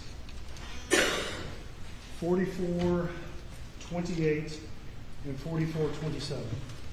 What do you see there, sir? On 4428, it shows the start time at 8:54:40 p.m. of the orientation change to landscape. At 4429, it shows the end time, which is at 8:54:44 p.m. orientation change from landscape. And my apologies, I meant to direct you to lines 4426 and 4427. What do you see in those lines? On those lines, it shows at 8:54:34 p.m. It shows the start time of the camera and the phone. All right. And how long is that camera on for, that you can tell? It appears to be on for 59 seconds. Or, yes, 59 seconds. I'm sorry, 1 second. 1 second. I'm sorry, doing math sometimes gets me. It's okay. All right, so that camera's on for 1 second. In your opinion, what does that tell you is happening on this phone? It appears the phone's being moved and the camera's activating in the background to see if it would recognize somebody's face that would unlock it. So the phone is attempting to face unlock, correct? Yes, sir, that's what it appears. But you just testified that after 8:49:31, the phone never unlocked, correct? Correct. So with this camera entry, does the phone successfully unlock? No, sir. Now, can you tell us what that camera was looking at? Do you have any data that would suggest specifically what the camera was looking at? No, sir, I don't know what the camera was being pointed at. So it could be looking at the ground, Yes, sir. the sky, Yes, sir. somebody's face other than Maggie Murdaugh? Yes, sir. But if that camera had seen Maggie Murdaugh's face, what would you expect to happen? I would expect for it to unlock.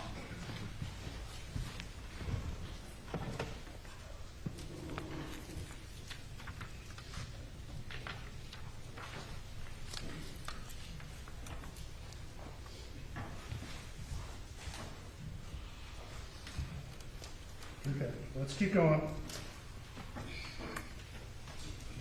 All right, let's look at line 4434. And this is at time 8:55:32. What do you see there, sir? It shows the end time for orientation portrait, which means it was ending in that orientation. Okay. So again, at that time, would it be your opinion that phone was held in somebody's hand? Yes, sir.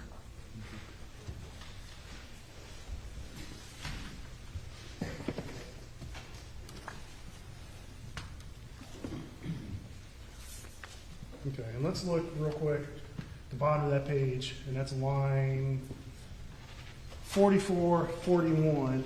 And what is that information there? In 4441 comes from the activity sensor data, and that's at 9 o'clock even p.m. And it shows steps. It also shows distance traveled. Okay.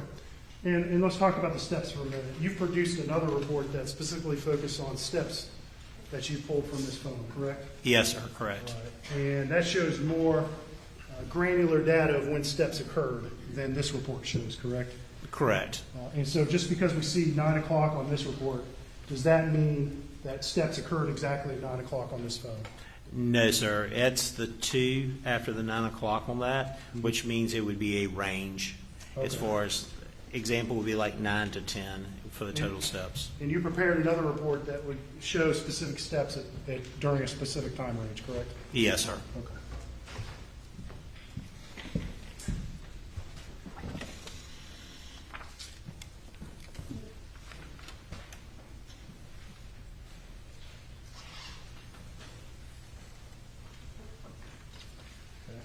Keep going.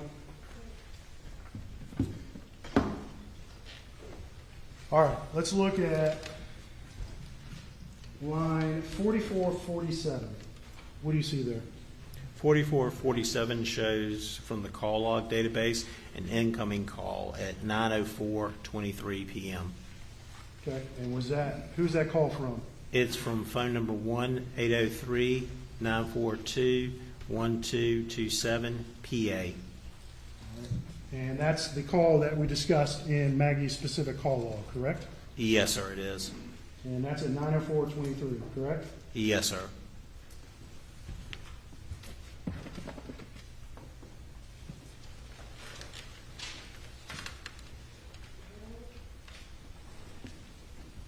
And was that call answered? No, sir, it showed no time that call was answered. All right, let's look at the bottom of that page, line 4454, at 9:06:12. What do we see there?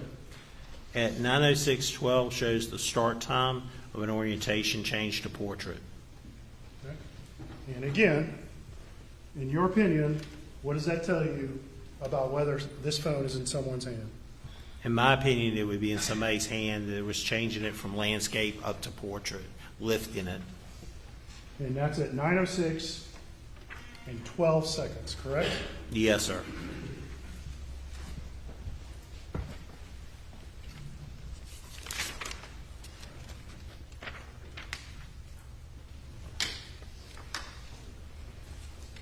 Let's go to line 4456. Can you read that, sir? Yes, sir, I can. Okay. And line 4457. What Yes, is sir. line 4456 and 57 associated with? They're associated with a phone call that was incoming to Maggie's phone. Okay. And what is the time on that call? It's at 9:06:14 p.m. 2 seconds after that orientation change, correct? Yes, sir. And that call came after the orientation change, correct? Yes, sir.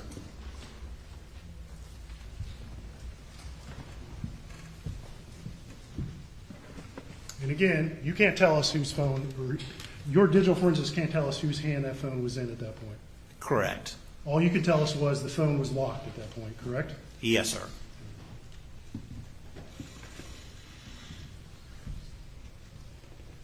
I'm going to hand this back to you, and I want you to review this report. And I want to have you tell us if that is the final orientation change in 906.12 or not.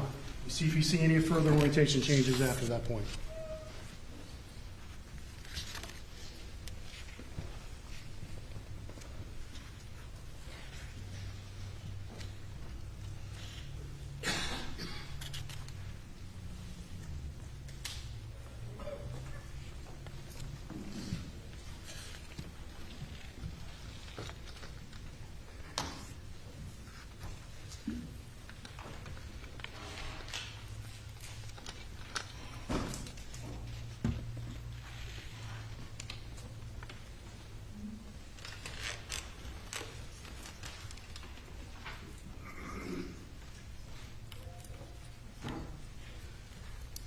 I do see the end time for the orientation of portrait that it recorded.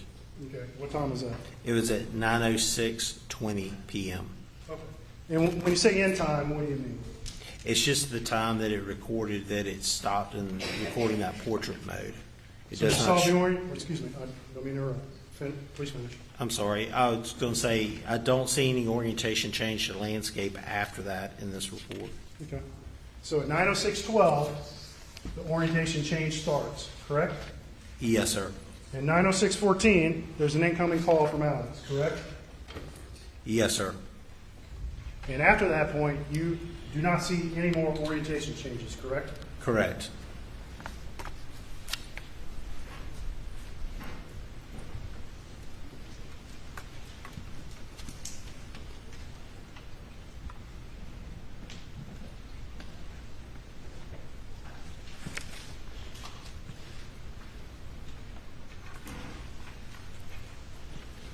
All right.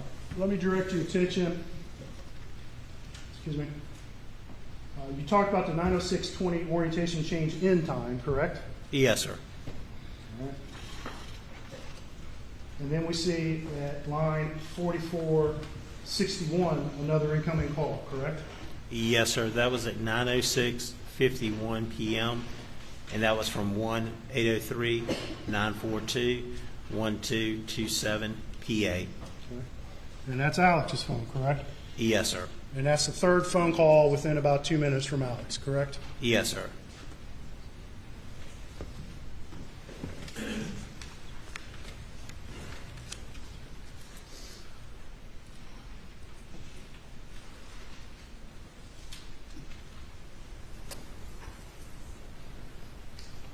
All right. And I see an entry at line 4464 at 907. Do you see that, sir? Yes, sir, I do. And that's a display on and off, correct? Yes, sir. And we've already discussed there could be a number of reasons for that display coming on and off, correct? Yes, sir. And the data you see on the phone is not going to be able to tell you exactly why that screen came on, will it? Correct. All right. Line 4466. What is this? 4466 shows a text message received incoming at 9:08:58 p.m.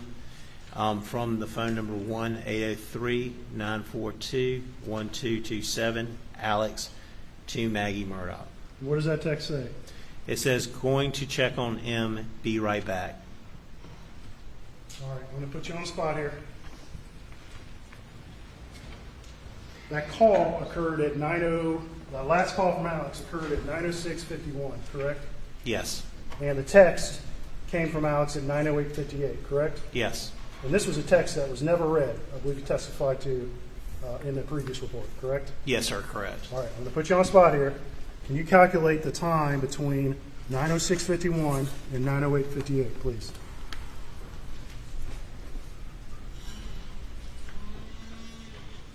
Take your time. If you need a pen, we can get you. It appears to be 2 minutes and 7 seconds. There's 2 minutes and 7 seconds between that call from Alex to that text from Alex, correct? Yes, sir, correct. Thank you.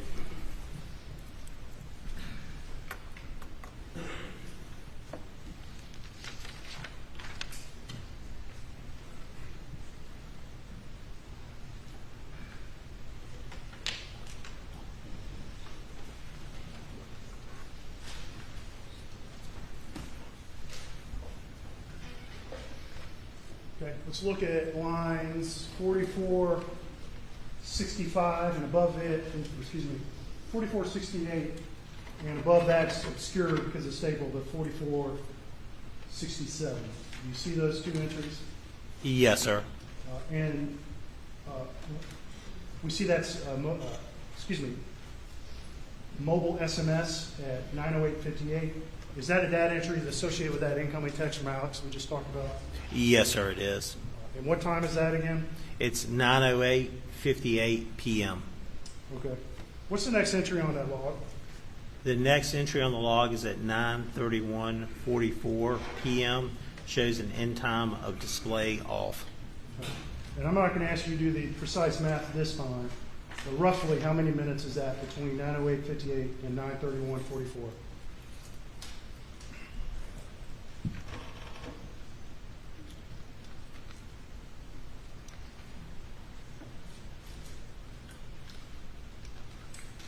Approximately 22 minutes. For 22 minutes, nothing happens on that phone, correct?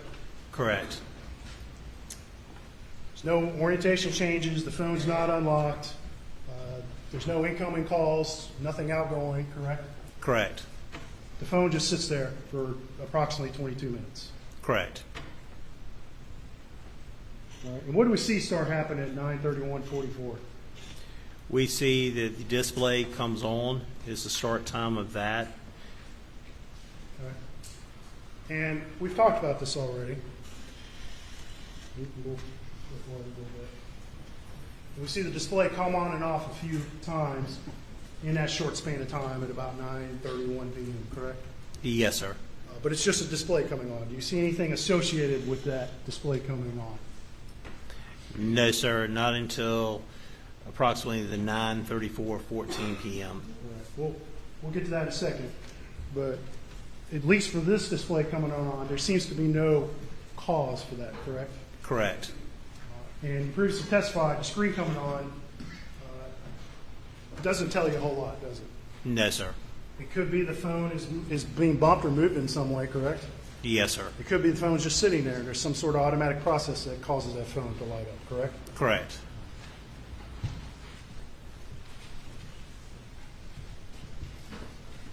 All right, let's talk about, you start talking about it, but we see a instant message on line 4477, correct?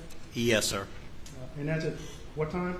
That's at 9:34:14 p.m. And which contact is that from? It shows the contact of Rogan. And what does that text message say? It says, "Tell Paul to call me."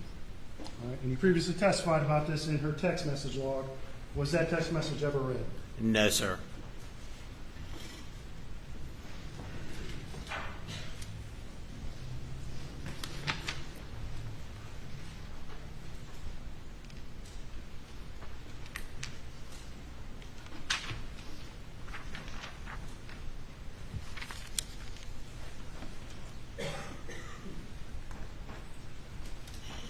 Skip down a little bit.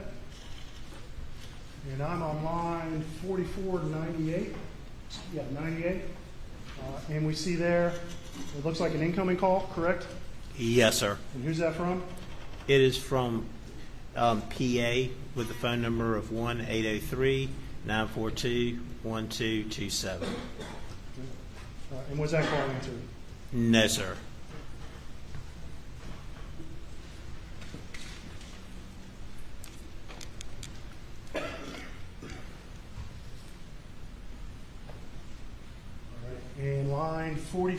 2503. What time is that entry? That entry is at 9:47:23 p.m. And what is that? It is a text message that was received on that from Alex. It says, "Call me, babe." And was that text ever read? I know that's referencing the previous report. No, sir, that text was not read.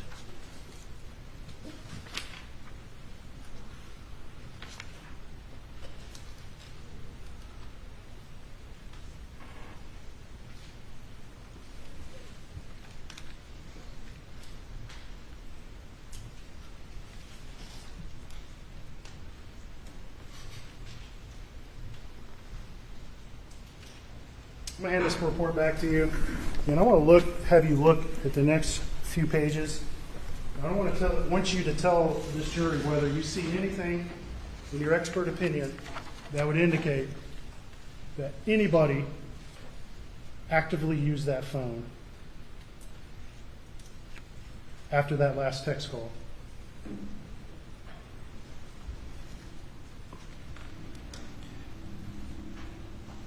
Not on 6/7/2021. Okay.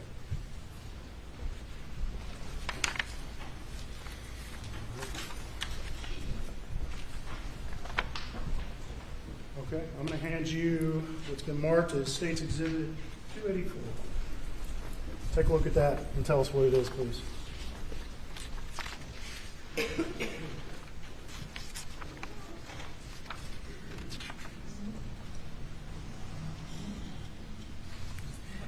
This is an Axiom report by Magnet Forensics that I prepared from Maggie's phone with health data information and steps. Okay. So that includes steps from Maggie's phone, correct? Yes, sir.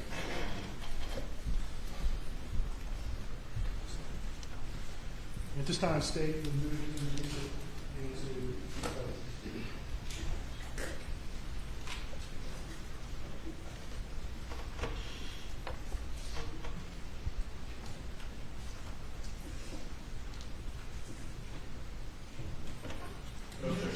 It's admitted.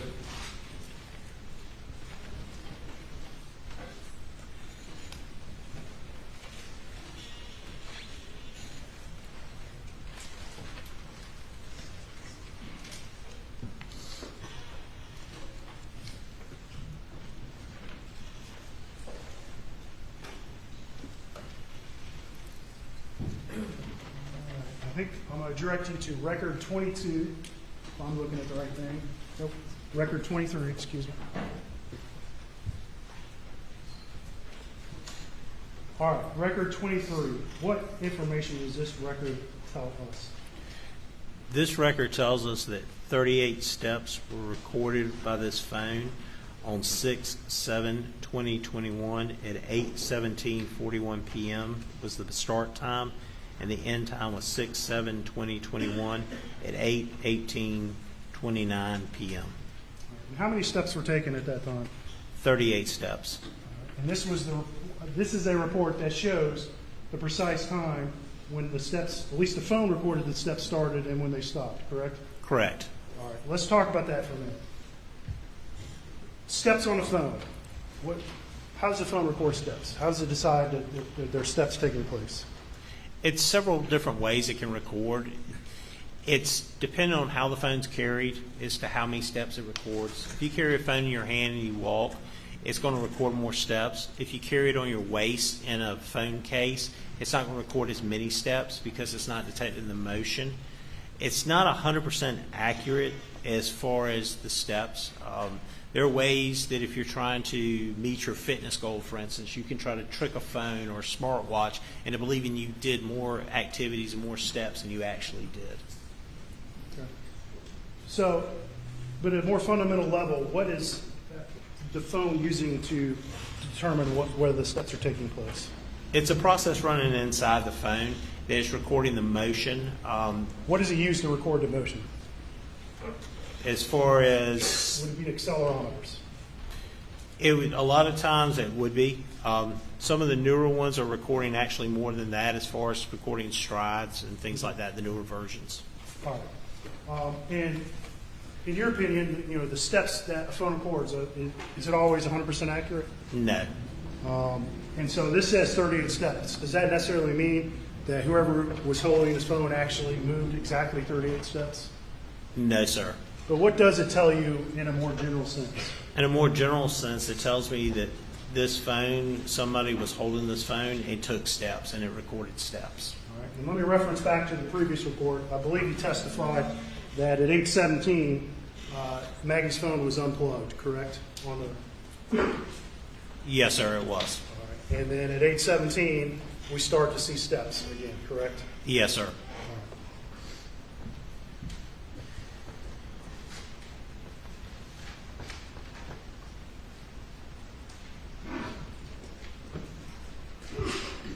All right, let's look at record 25. All right, and what does this show, record 25? This shows that 43 steps were recorded by the phone. At 8:40 p.m. was the beginning, and it ended at 8:33:28 p.m. Okay. All right, and let me point out something real quick. The entry above that, which is record.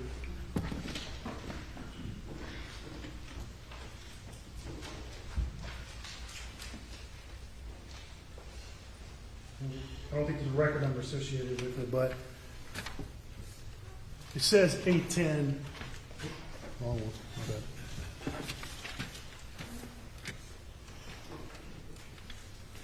Yeah, I see an entry at 8:10:31, just above that record 25. What is that entry at 8:10:31? You see that? At 8:10:31, it looks like it's part of a previous record. From the previous page, it shows a duration in minutes of 4.58. Okay. And so some of these are a little bit out of chronological order, correct? Yes, sir. All right. But the times that are reported in each record is accurate, correct? Yes, sir. Even if some of these entries seem to have gotten out of order, correct? Yes, sir. Can you explain why that happened when you made this report? I set it to produce in chronological order. Sometimes, though, when the report goes through, it will not do that. It's just an issue we've had with that report where it'll move it out of chronological order, but the information's still there and it's still accurate. Okay. Let's look at record 26. What do you see in record 26? In record 26, I see that 59 steps were recorded by the phone at 8:53:15 p.m. Begin and end at 8:55:32 p.m. Okay. And again, how many steps was that? It was 59 steps. Okay. And I think you previously testified, we were looking at the timeline, and it looked like someone was manipulating with that phone, correct? Correct. You saw some orientation changes, correct? Yes, sir, correct. We saw the camera come on at approximately that time, correct? Correct. But the phone's off, correct? Correct. All right. I want to give this back to you, report, to have you look at it real quick. And you've also, I know, have studied this phone data in more detail than just in that report. Are you aware, after that 8:53 entry, of that phone ever recording any more steps? No, sir. The next set of steps it shows it recorded was on 6/8/2021 at 3:12:22 p.m. Okay. The next day. The next day, yes, sir. And let's circle back to that real quick. I know you were not present for the collection of Maggie's phone. Is that correct? Correct. But generally, the circumstances, as you understand them, are what and how it was collected? The phone was collected from the side of the road. It was given to crime scene, who brought it back and logged it into our forensic lab, at which point I went over, logged it out of the forensic lab, and then took it over to our office to log it in. And but it was not collected until the next afternoon, correct? Or Correct. found until the next afternoon, excuse me. Correct. My understanding is it was found on 6/8/2021. All right. Good starting point. I think we're at a good start. All right, ladies and gentlemen, we will adjourn for the evening and start back at 9:30 tomorrow morning. Please do not discuss the case. Get to a stopping point.